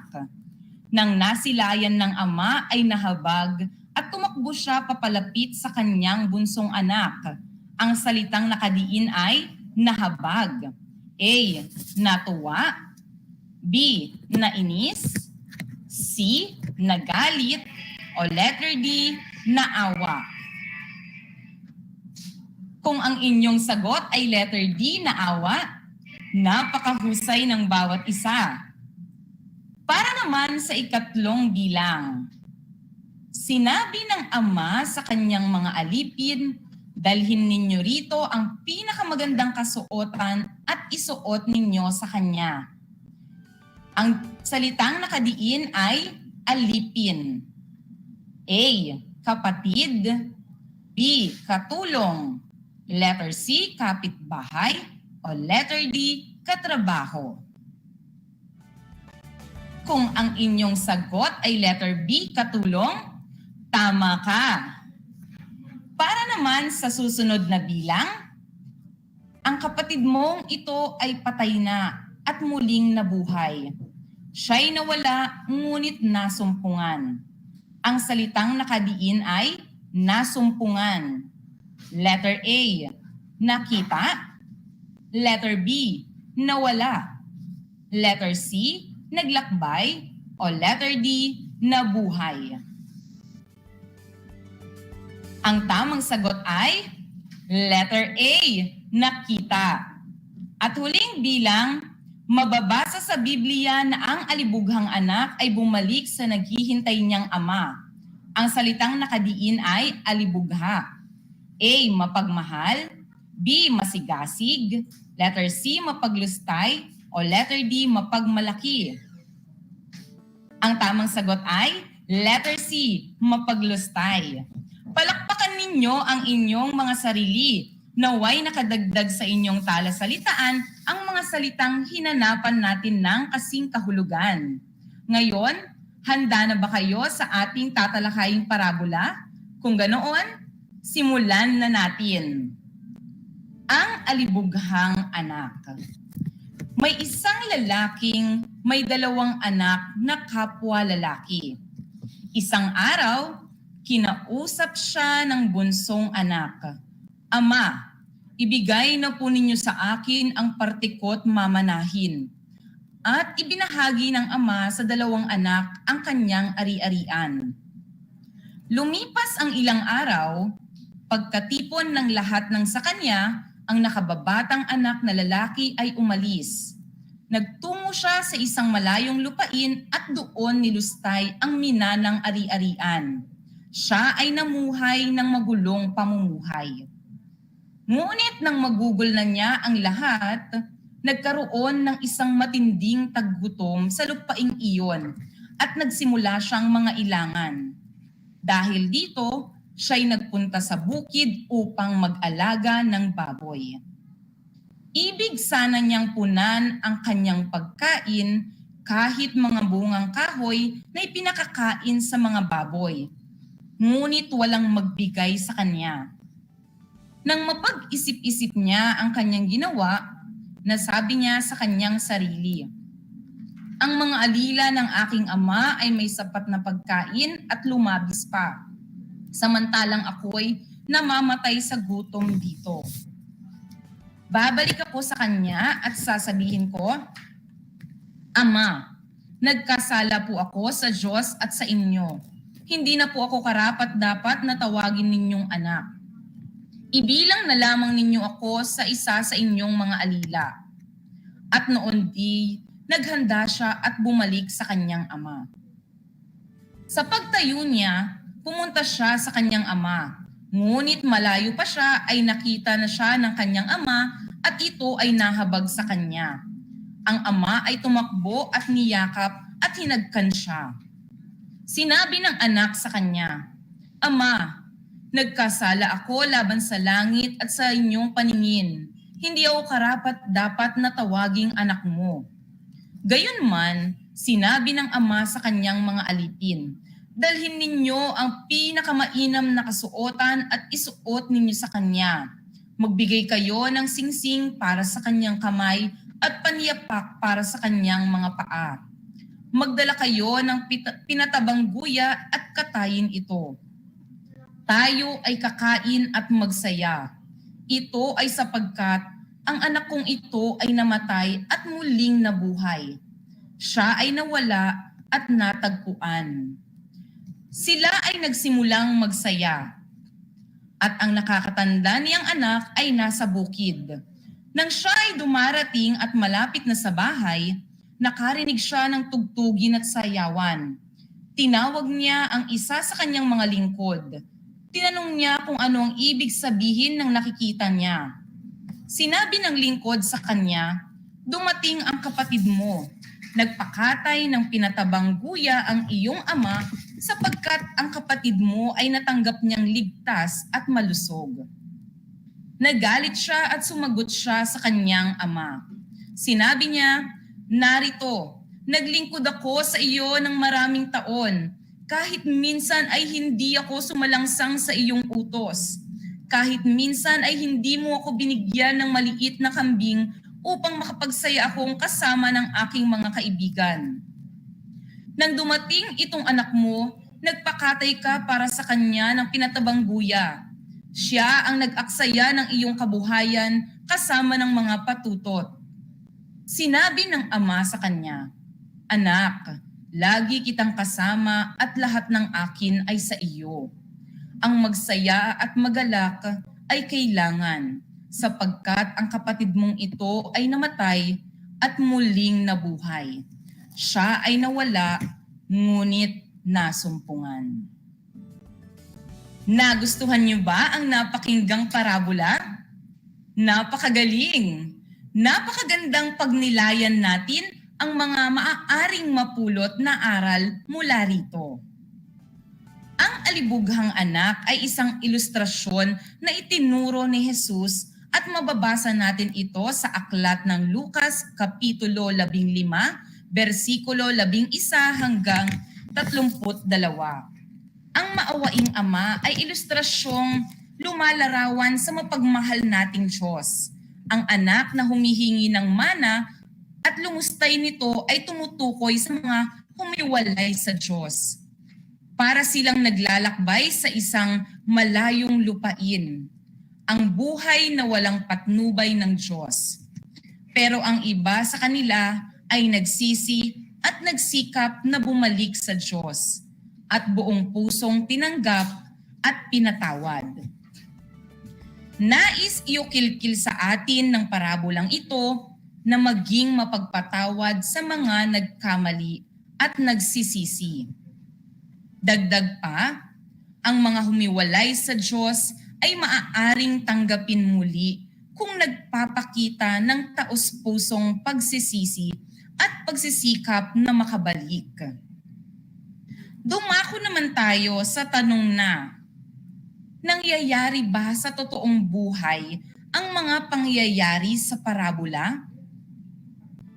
Upang masagot ito, buksan ninyo ang inyong compendium sa Filipino, pahina 7 hanggang 8, gawain letrang C, pangwakas na gawain.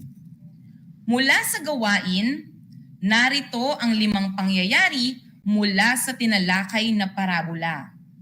Sumulat ng naiisip mong kaparehong pangyayaring naganap o nagaganap sa kasalukuyan, kaugnay ng bawat isa.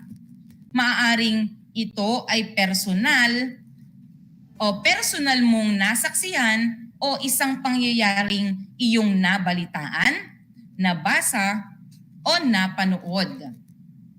Narito ang unang pangyayari. Humingi o hiningi ng anak ang kanyang mamanahin kahit buhay pa ang magulang niya. Umisip ng kaparehas na pangyayari na nagaganap sa tunay na buhay.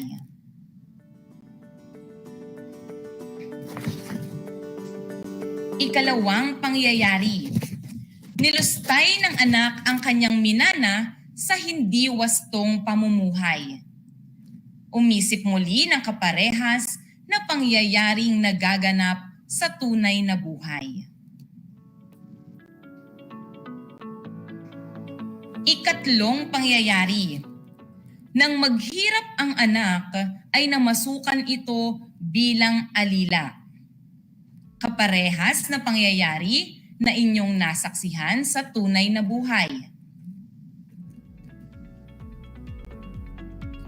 Ika-4 na pangyayari. Dahil sa paghihirap, nagsisi ang anak sa kanyang ginawa at naalala ang magulang. Umisip muli ng kaparehas na pangyayari na nagaganap sa tunay na buhay. At panghuling pangyayari, bumalik ang anak at humingi ng tawad sa magulang. Pinatawad ang anak at pinatuloy muli sa kanyang tahanan. Kaparehas na pangyayaring nagaganap sa tunay na buhay. Ang inyong mga sagot ay isusulat ninyo sa isang sagutang papel at ipapasa ninyo ito sa inyong guro batay sa schedule na ibinigay sa inyong paaralan o ng inyong paaralan. Diyan nagtatapos ang talakayan natin ngayon. Naway ang lahat ng aral na napulot ay maisagawa at maibahagi sa iba. Magkita-kita muli tayo sa susunod na talakayan. Muli, ako si Ma'am Zenia, ang inyong teacher broadcaster sa Filipino, at kay Dr. Roland D. Galamay, dalubguro ng Corazon C. Aquino High School, na siyang sumulat at nagtibay ng script na ito. Laging tandaan, walang ligaya sa lupa na hindi dinilig ng luha. Ang pag-aaral ng mabuti ang susi sa ating magandang kinabukasan. Hanggang sa muli!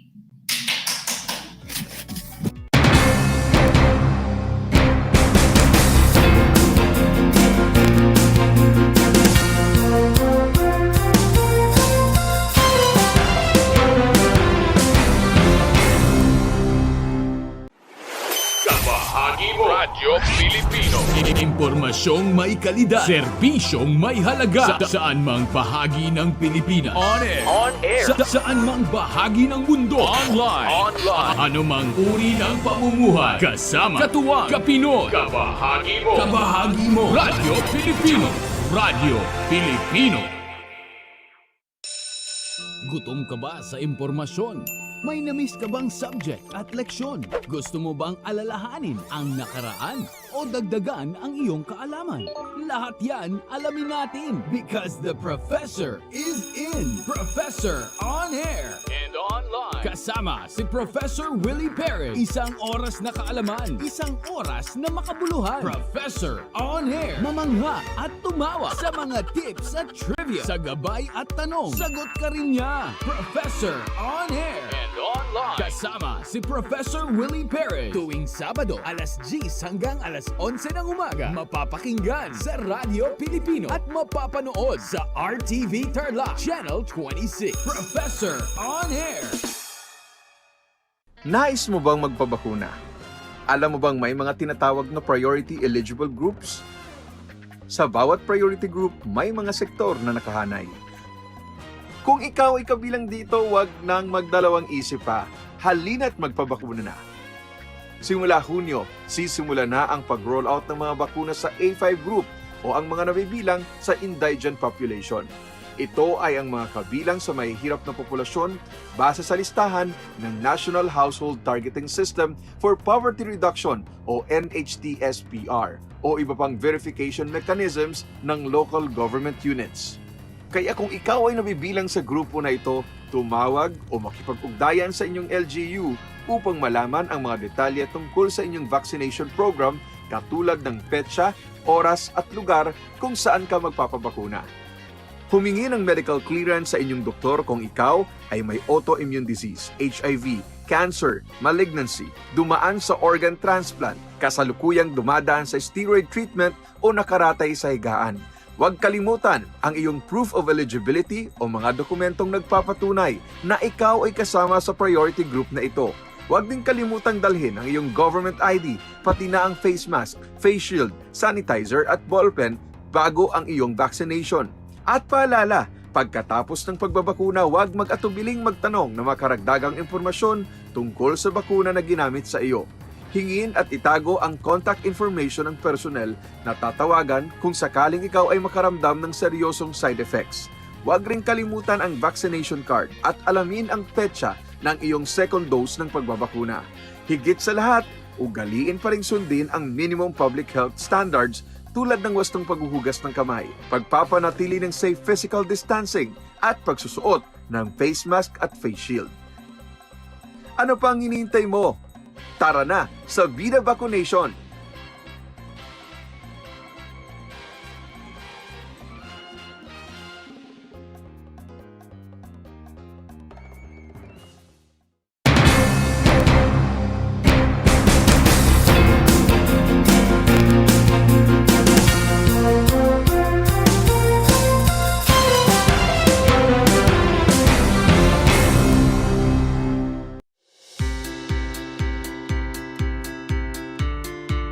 Upang matugunan ang mga kinakaharap na pagsubok ng mga guro at mag-aaral sa gitna ng kasalukuyang pandemya, nagsanib tulong sina Congressman Charlie Cojuangco ng unang distrito ng Tarlac, DEPED Region 3 Regional Director Dr. May B. Eclar at Tarlac Schools Division Superintendent Dr. Ronaldo Pozon para sa isang napapanahong proyekto na tinaguriang Project Shine, Aral TarlakHenyo.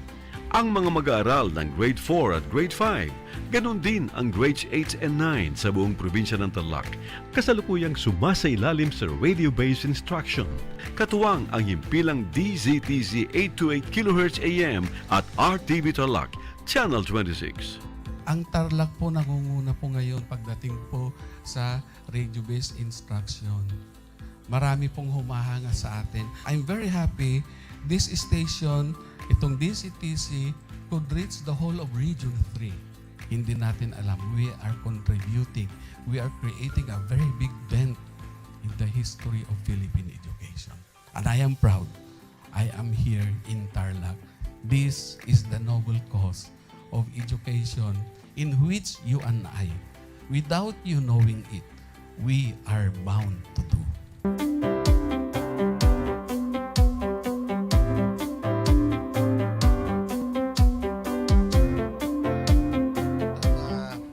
Project natin na Project Shine is a natural consequence dahil sa nangyari sa buong mundo. Let's continue to work together I think it's very Filipino to practice bayanihan in anything or most of the things that we do. And this is a manifestation of that. No? We have private sector, we have DEPED, we have local government, all working together. And I hope the parents of some of these children, especially the parents that did not graduate from school or hindi nakapag-aral nung sila ay bata, sana naman gamitin na nila itong opportunity na mag-schooling na rin sila kasama ng mga anak nila para mag-bonding pati ang mga magulang sa mga bata. I look at this as doing God's work. Diba? So if you do God's work, it feels right. It's righteous. It's for good, not for evil.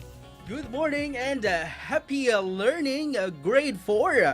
Welcome to Aral TarlakHenyo here on RTV Tarlac, channel 26. Simulcast over DZDZ 828, Radio Filipino Tarlac. I am Teacher Mercy Pacheco Bognot. This is Alistair Aidatu. I am Marie Josephine B. Andrade. I am Teacher Princess Marie M. Dueñas, and I will be your teacher broadcaster for today.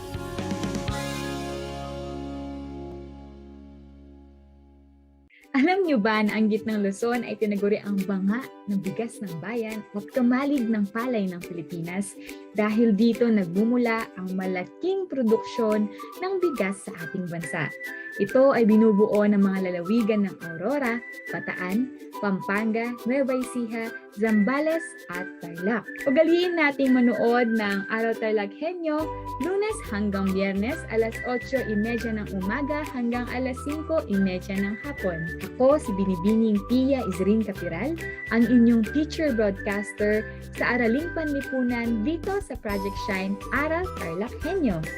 Lagi nating tandaan ang pag-aaral ng Araling Panlipunan ay tungo sa daan ng pagiging makadiyos, makakalikasan, makatao at makabansa.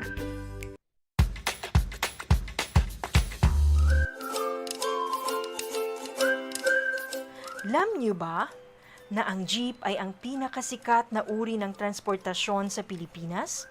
May nagsasabi na ang pangalang jeep ay hango sa salitang jeepy na ang ibig sabihin ay general purpose or government purpose na naglalarawan ng military jeep na ginamit noong World War II. Pagkatapos ng digmaan, iniwan na ng mga sundalong Amerikano ang libu-libong jeep sa kalsada ng Maynila. Ang matibay at makulay na jeepney nga raw ay truly mestizo dahil sa half local at half foreign na katangian nito. Alam nyo na, yan ang jeepney. Isang malaking dagok sa ating bansa, ang pandemyang COVID-19. Mahigit 10,000 ang binawian ng buhay at marami ang nawalan ng trabaho at pinagkukunan ng kabuhayan. Ngunit sa tulong, malasakit at pagtutulungan ng pamahalaan at iba't ibang sektor ng lipunan, nagagawa nating pigilan ang pagkalat ng virus na ito. At dahil dito, unti-unti na nating nabubuksan muli ang ekonomiya ng ating bansa. Ngayong taon, sa pagpapatupad ng National Action Plan Phase 3, binuo rin ang Philippine COVID-19 Vaccination Roadmap. Layunin nito na mabakunahan ang bawat Pilipino upang magkaroon ng proteksyon laban sa virus. To my fellow Filipinos, please set your fears aside. These vaccines are backed by science and deliberated on by our expert Filipino experts. I encourage you to get vaccinated at the soonest possible time and be a partner in preventing the further spread of the disease. Narito ang mga components ng COVID-19 vaccination roadmap. Una, scientific evaluation and selection. Dito ay nagsagawa ng masusing pagsusuri para sa pagpili ng mga vaccines mula sa iba't ibang manufacturer sa buong mundo. Kasama rin dito ang pagsasagawa ng COVID-19 vaccine clinical trials. Gayon din ang pagkakaloob ng Food and Drug Administration ng Emergency Use Authorization for COVID-19 Drugs and Vaccines. Ang pagbibigay ng EUA ay isang risk-based na proseso sa pagsusuri ng mga bakuna o gamot na kasalukuyang pinag-aaralan bilang tugon sa mga public health emergency. Layunin nitong mapabilis ang pagkakaroon ng access sa mga bakuna o gamot sa panahon ng pangangailangan. Tinitingnan ng prosesong ito ang kalidad, kaligtasan at bisa ng mga sinusuring bakuna o gamot. Paalala lang po, ibig sabihin ng EUA ay hindi pa tapos ang clinical trials. Hindi ito nangangahulugang for commercial use o pwede nang bilhin kung saan-saan ang bakuna. Ang Vaccine Expert Panel ang magsusuri ng mga bakuna na maaaring i-negotiate.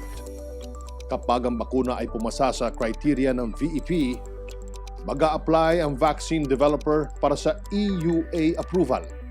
Kapag sila ay napagkalooban ng EUA mula sa FDA, magsasagawa naman ng final evaluation ang Health Technology Assessment Council.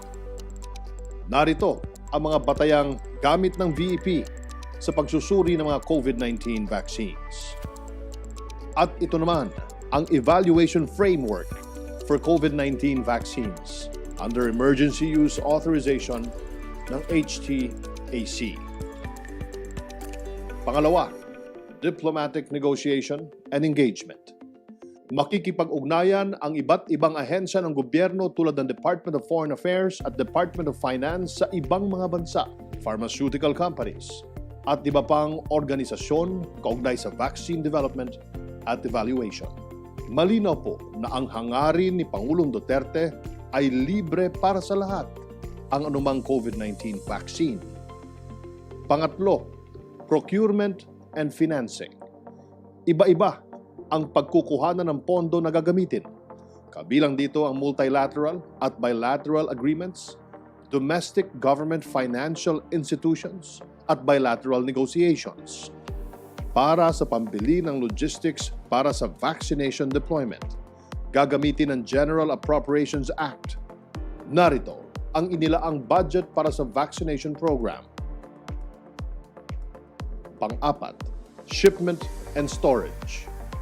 Sisiguraduhin na ang lahat ng mga bakuna ay maayos na maitatransport sa tamang temperatura sang-ayon sa guidelines ng World Health Organization.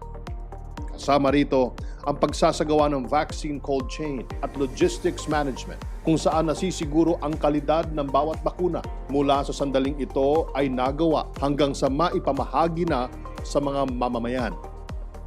Mahalaga ang cold chain dahil ang bakuna ay isang biological product. Kapag ito ay nakalagay sa masyadong mainit o masyadong malamig na temperatura, maaring maapektuhan ang active ingredients nito at hindi na maging ganoon kaepektibo. Makikipag-ugnayan ng DOH kasama ang mga LGU at third-party logistics provider sa mga piling seaport at airport upang matiyak na walang masasayang at maihahatid sa nararapat na temperatura ang mga bakuna sa iba't ibang komunidad. Kinakailangan ding makipag-ugnayan ng mga LGU sa lokal na DOH office upang masuri ang kapasidad sa cold chain. Batay sa pagsusuring ito, maaring bumili pa ng dagdag na refrigerator o freezer ang LGU kapag kailangan dagdagan ang kapasidad para sa pag-i-impact ng bakuna. Panglima, vaccine distribution and deployment. Bumuo ang ating pamahalaan ng National Strategic Policy Framework for COVID-19 Vaccine Deployment and Immunization. Dito ay inilatag ang decision matrix kung sino-sino ang bibigyan ng prioridad na mabakunahan. Narito ang target population para mabakunahan kontra COVID-19 mula 2021 hanggang 2023. Kabilang ang mga sumusunod sa Priority Eligible Group A.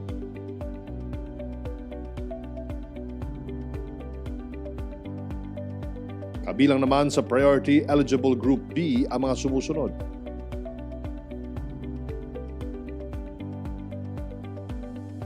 At kabilang naman sa Priority Eligible Group C ang mga hindi nabanggit sa Group A at B. Pang-anim, implementation of nationwide vaccination. Kamakailan lamang inaprubahan ng gobyerno ang Philippine National Deployment and Vaccination Plan. Nahati ito sa 3 phases. Number 1, pre-implementation phase, kung saan maghahanda para sa actual vaccination activity. Number 2, implementation phase o ang actual na pagbabakuna. Number 3, post-implementation phase, kung saan masusing o obserbahan ang mga pasyenteng nabakunahan. Narito ang itinakdang vaccination workforce na tutulong sa vaccination program. Ang lahat ng mga makakasama sa workforce na ito ay dadaan sa isang training na dinevelop ng DOH kasama ang WHO at UNICEF. Magkakaroon din ng evaluation at monitoring systems para sa profiling, screening at registration ng mga vaccination areas, vaccinators at supply chain facilities. At pang-7, assessment, evaluation, and monitoring.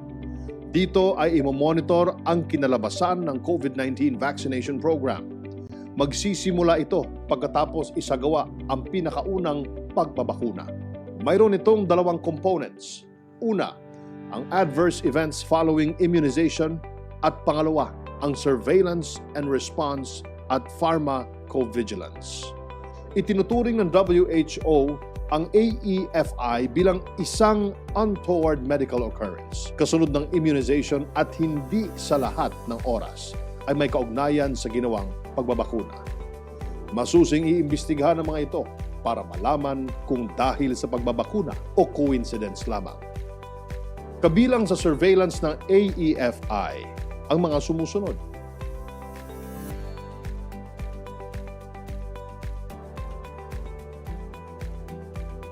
Kritikal ang feedback and risk communication bago, habang at pagkatapos ng vaccination program upang maiwasan ang mass hysteria at public panic sa COVID-19 vaccine kung sakali mang magkaroon ng mga hindi inaasahang pangyayari sa vaccination program. Bawat LGU ay susunod sa Philippine National Vaccination Roadmap. Dapat din na mayroon silang mga plano sa pagbabakuna na angkop sa kani-kanilang lugar. Tandaan mga kababayan, kahit may bakuna na o mabakunahan ka na, hinihikayat pa rin ang lahat na sundin ang minimum public health standards at BIDA behaviors. Bawal ang walang mask. I-sanitize ang kamay. Dumistansya ng 1 metro at alamin ang tamang impormasyon sa doh.gov.ph/vaccines. Makakaasa ang lahat ng mga Pilipino na walang maiiwan sa vaccination program ng ating pamahalaan. Sama-sama nating mapagtatagumpayan ang ating laban sa COVID-19 at sabay-sabay tayong makakabangon mula sa mga epekto ng pandemyang ito. Kailangan lamang ng pangunawa at pagkakaisa upang makamtan natin muli ang malusog at malayang pamumuhay. Basta't laging handa at sama-sama, kaya natin ito.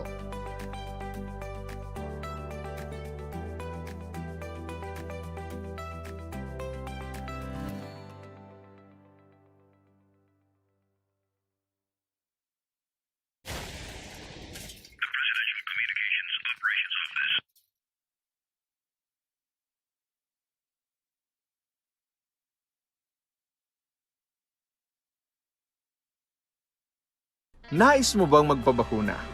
Alam mo bang may mga tinatawag na priority eligible groups? Sa bawat priority group, may mga sektor na nakahanay. Kung ikaw ay kabilang dito, wag nang magdalawang isip pa. Halina't magpabakuna na. Simula Hunyo, sisimula na ang pag-roll out ng mga bakuna sa A5 group o ang mga nabibilang sa indigent population. Ito ay ang mga kabilang sa mahihirap na populasyon base sa listahan ng National Household Targeting System for Poverty Reduction o NHTSPR o iba pang verification mechanisms ng local government units. Kaya kung ikaw ay nabibilang sa grupo na ito, tumawag o makipag-ugnayan sa inyong LGU upang malaman ang mga detalye tungkol sa inyong vaccination program katulad ng petsa, oras at lugar kung saan ka magpapabakuna. Humingi ng medical clearance sa inyong doktor kung ikaw ay may autoimmune disease, HIV, cancer, malignancy, dumaan sa organ transplant, kasalukuyang dumadaan sa steroid treatment o nakaratay sa higaan. Huwag kalimutan ang iyong proof of eligibility o mga dokumentong nagpapatunay na ikaw ay kasama sa priority group na ito. Huwag din kalimutang dalhin ang iyong government ID, pati na ang face mask, face shield, sanitizer at ballpen bago ang iyong vaccination. At paalala, pagkatapos ng pagbabakuna, huwag mag-atubiling magtanong na makaragdagang impormasyon tungkol sa bakuna na ginamit sa iyo. Hingin at itago ang contact information ng personnel na tatawagan kung sakaling ikaw ay makaramdam ng seryosong side effects.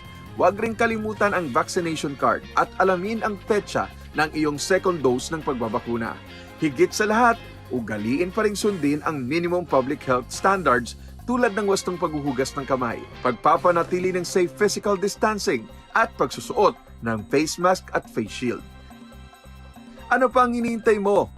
Tara na sa Vida Vaccination!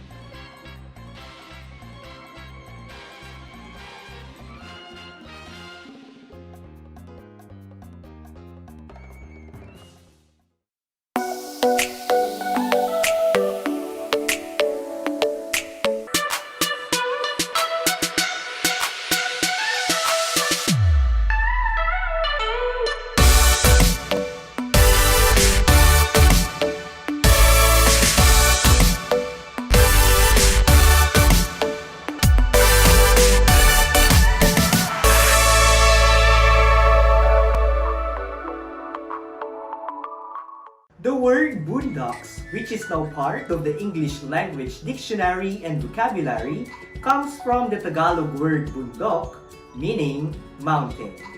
Catch Aral TarlakHenyo every Monday to Friday from 8:30 a.m. to 5:30 p.m. over Radyo Pilipino DCTC 828 and streamed live on Facebook page and YouTube channel of RTV Tarlac, Channel 26. I am Jeremiah Gakutan, your English teacher broadcaster.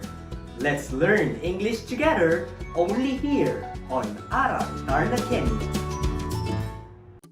Kumusta mga giliw kong tagapakinig? Nagbabalik ang inyong paaralang panghimpapawid, Aral TarlakHenyo, sa RTV Tarlac, Channel 26, at sa bayang naririnig sa DCTC 828, Radyo Pilipino Tarlac. Tayo rin ay napapanood sa FB Live ng RTV Tarlac Channel 26. Sumasahimpapawid mula sa bayan ng Pura Tarlac, mula sa bayan ng San Clemente, mula rito sa Borok Elementary School, Pura Tarlac, sa bayan ng Kapas Tarlac. Ako, ang inyong guro, na maghahatid sa inyo ng makabuluhang pagtalakay sa ating aralin.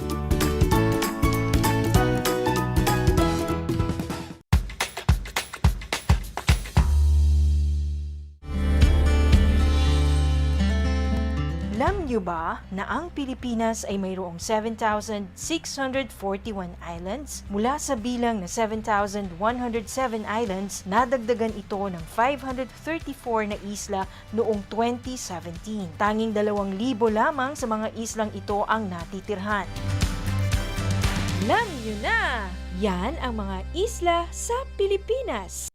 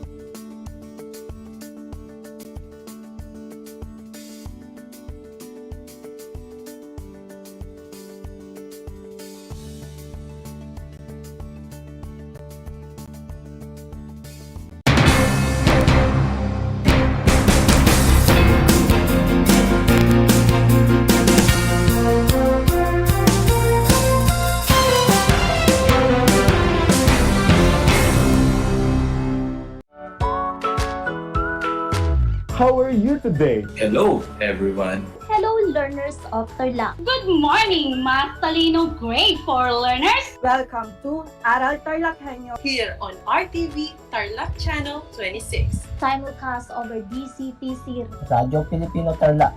I'm Sir Glenn, your teacher broadcaster. Broadcasting live here at Paniki Tarlac. Remotely here in Concepcion, Tarlac. Live here at Barangay Pedro Elquines, Mayantok, Tarlac. Broadcasting live from Ramos National High School. Your anchor teacher today for grade 9 mathematics. Your partner in education this time of pandemic.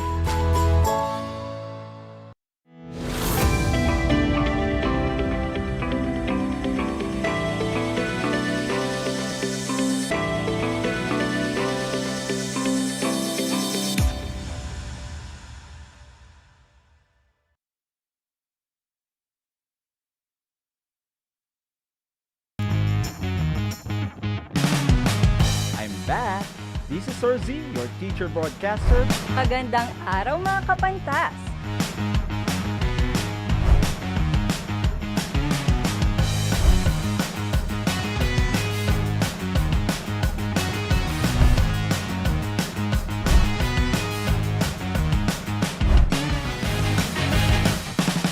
Welcome to Aral TarlakHenyo.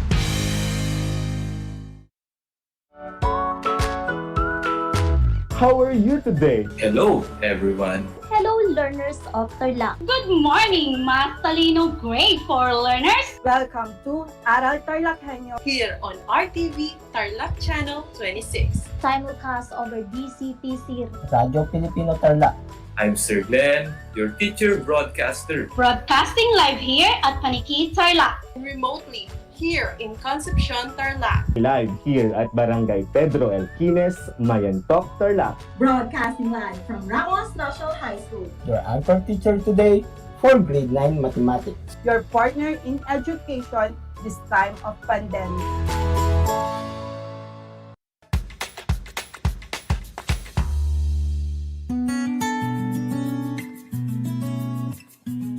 Alam niyo ba na ang kinikilalang Guinness Book of World Records holder bilang pinakamaliit na commercially harvested fish ay isang sinarapan? Ito ay matatagpuan lamang sa Pilipinas, sa Lake Buhi sa Bicol River. Isa itong uri ng goby na may transparent na katawan na may sukat na 12.5 mm. Alam mo na, yan ang sinarapan.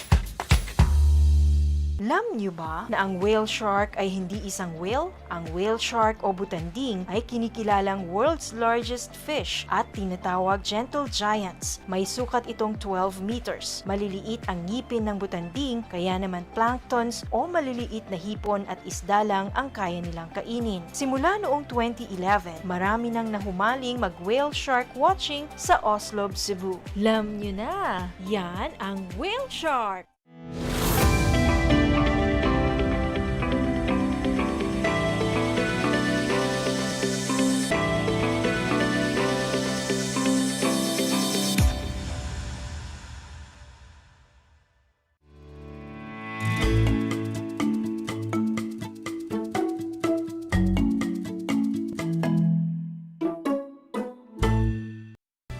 Good afternoon. Welcome to Project Shine Aral TarlakHenyo here on RTV Tarlac Channel 26, simulcast over DCPC 828 AM Radio Filipino Tarlac.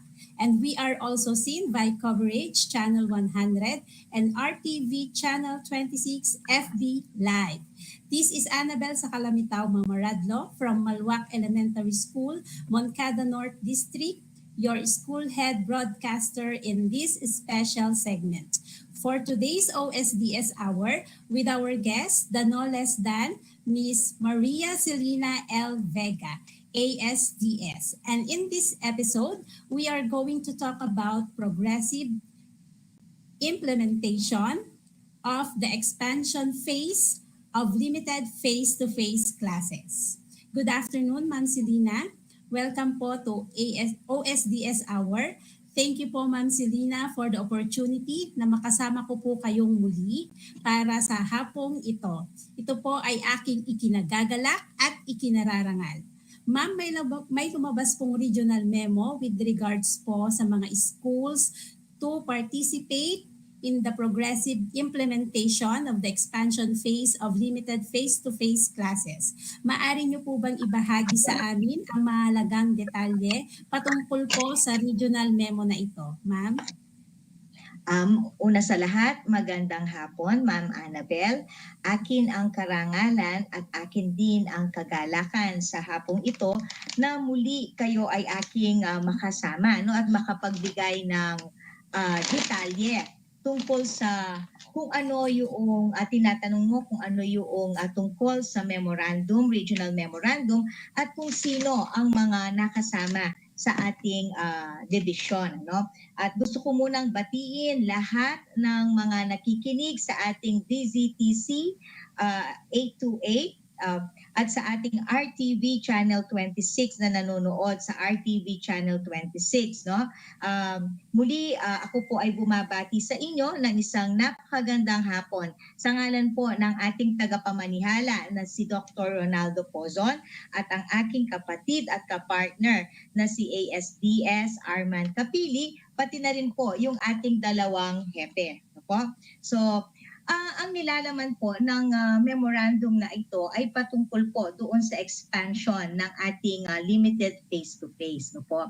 Dahil nga po ibinabana sa alert level number 2 ang ating probinsya, ang Tarlac, tayo po ay susunod, no, doon sa mga issuances na nakapaloob dito kagaya ng yung pronouncement ng ating secretary na tayo po ay magpapatuloy na sa ating limited face-to-face at iba pang mga memo, no po.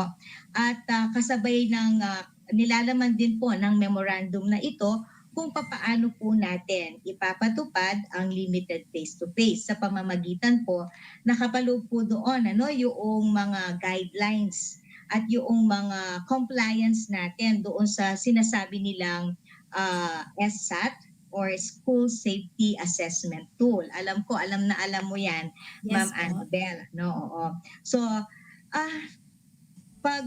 dahil doon, tayo ay muling nakipag-usap sa ating mga local government unit officials para makuha natin yung kanilang concurrence. Pero ang sinasabi po ng ating kagawaran, pwede na po tayong mag-limited face-to-face.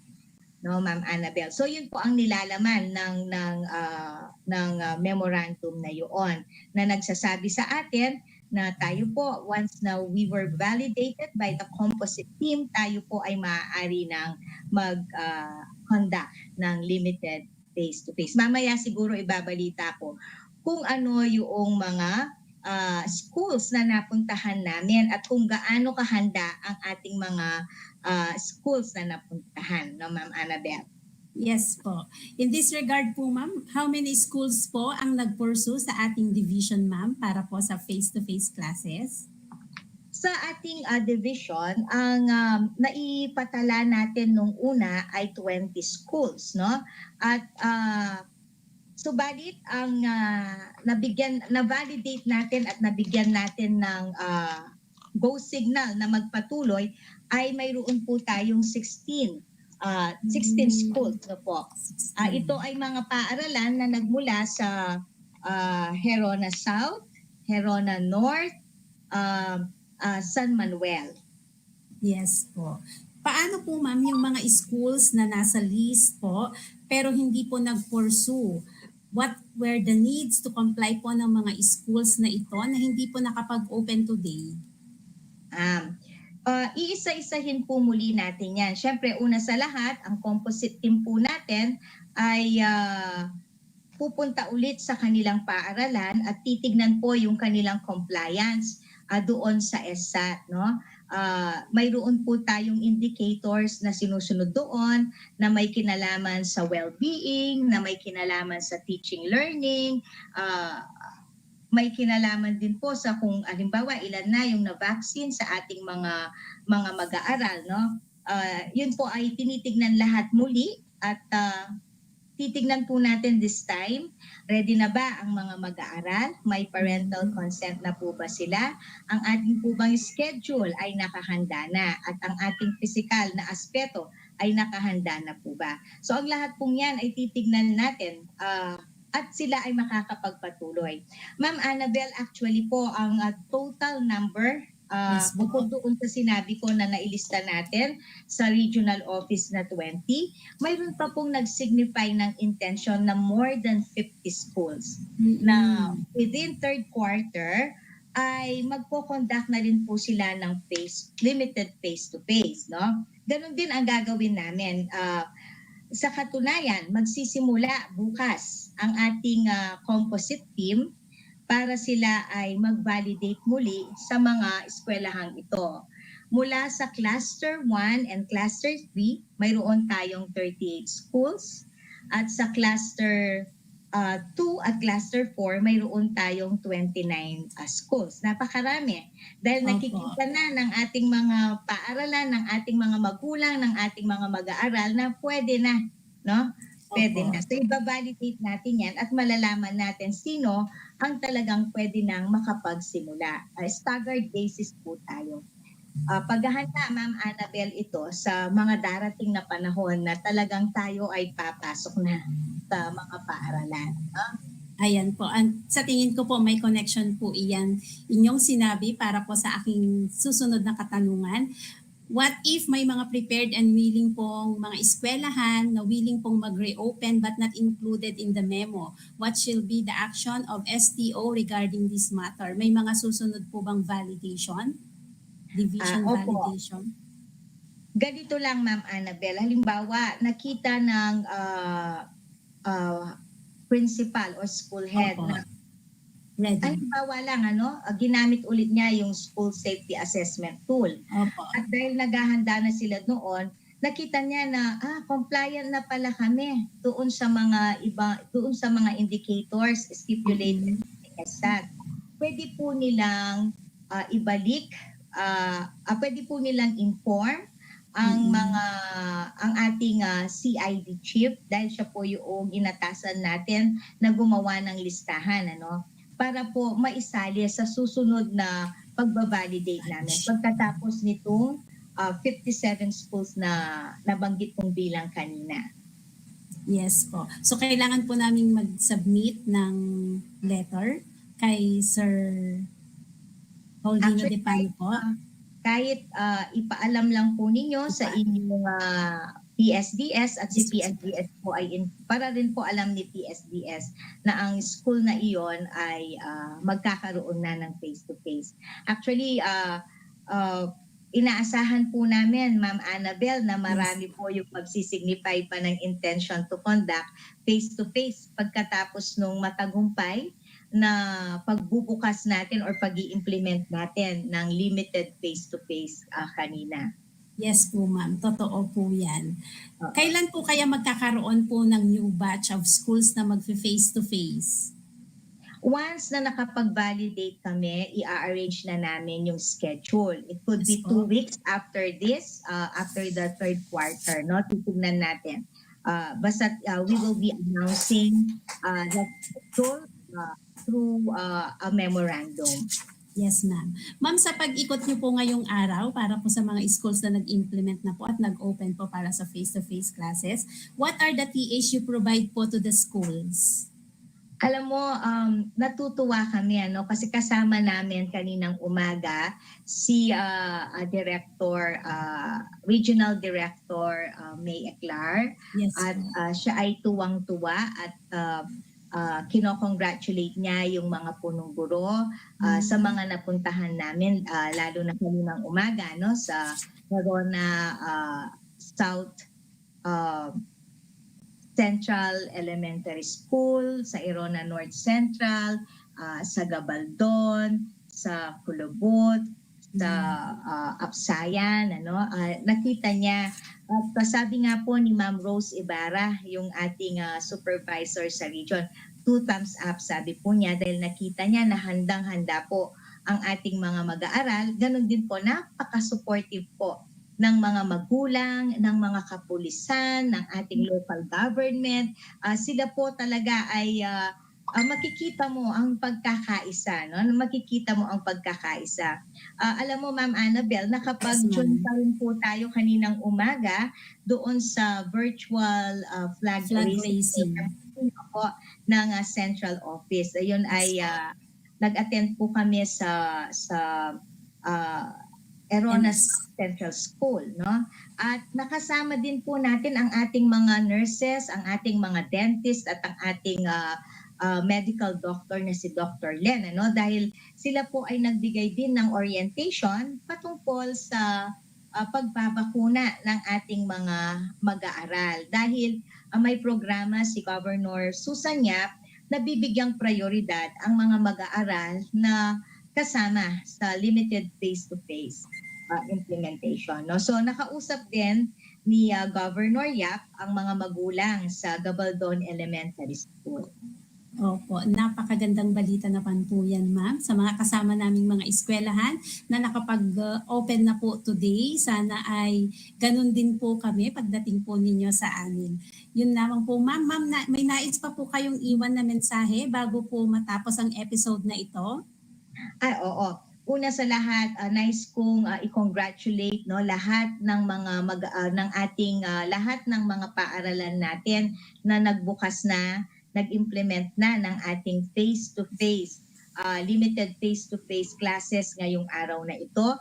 Herona North Central Elementary School, Gabaldon Elementary School, Sulipa Elementary School, Tagimbao Elementary School, Magaspak Elementary School, Carbon Elementary School, Apsayan Elementary School, Buenlag Elementary School, Dicolor Elementary School at Quezon Elementary School. Lahat ng yan ay sa Herona North District. Ganon din naman sa Herona South District, ang nagbukas ay ang Herona South Central Elementary School, ang Salapungan Elementary School, ang Amakalan Elementary School, Bularit Elementary School, at ang Parsulingan Elementary School. At ang sa San Manuel District naman ay ang Kulubot Elementary School. So mula kaninang umaga, nilibot po namin ang 6 na mga paaralan mula doon. So binabati ko po ang lahat ng mga punong guro, ang lahat ng mga guro, mga magulang, mga mag-aaral, yung stakeholders na umantabay sa atin, at syempre ang mga district supervisors na talagang tutok sa pagmo-monitor din. Likewise, gusto kong pasalamatan ang ating mga monitoring team. Ma'am Annabel, bukod sa component team na nagpa-validate, tayo ay nag-create ng monitoring team, no? Ito ay ang ating mga education program supervisors na ng learning, iba't ibang learning areas, at kasama din ang mga PSDSS ng mga paaralan na yon. Anong kaibahan? Ay yung composite team, nagbabalidate kami, tinitignan namin ang compliance nila, samantalang ang monitoring team, ang tinitignan nila yung implementation ng opening of classes. No? So patuloy po ito at magkakaroon po kami ng ways forward, magmi-meeting po o magkakaroon po ng feedback. Sana sa Friday, kaya lang holiday yung Friday, no? So pinapasalamatan ko po sila lahat, no? Dahil sa kanilang dahil sa pagkakaisa na kita po natin na naging matagumpay ang ating unang araw ng limited face-to-face sa SPO Tarlac Province. Saludo po ako sa inyong lahat. Ayan po. Thank you so much, Ma'am Selina. Congratulations po sa mga paaralang nag-open po ngayon. mabuhay po ang SDO Tarlac Province. Sana po masundan pa ito ng mas maraming eskwelahang mag-open para po sa ating limited face-to-face. Thank you so much po for accommodating our request, Ma'am Selena. Thank you so much for spending your precious time with us. Kahit po alam ko pong pagod po kayong ngayong araw na ito. God bless you po, Ma'am Selena. And also, I would like to take this opportunity to thank our A1PSDS, Dr. Roger P. Ramos, sa pagtitiwala po sa akin upang maging host po ulit sa segment na ito. Thank you so much, Sir Roger Ramos. And God bless us all. Stay safe and healthy. To God be the highest glory. Thank you po. Maraming salamat. God bless. God bless you po, ma'am. Thank you.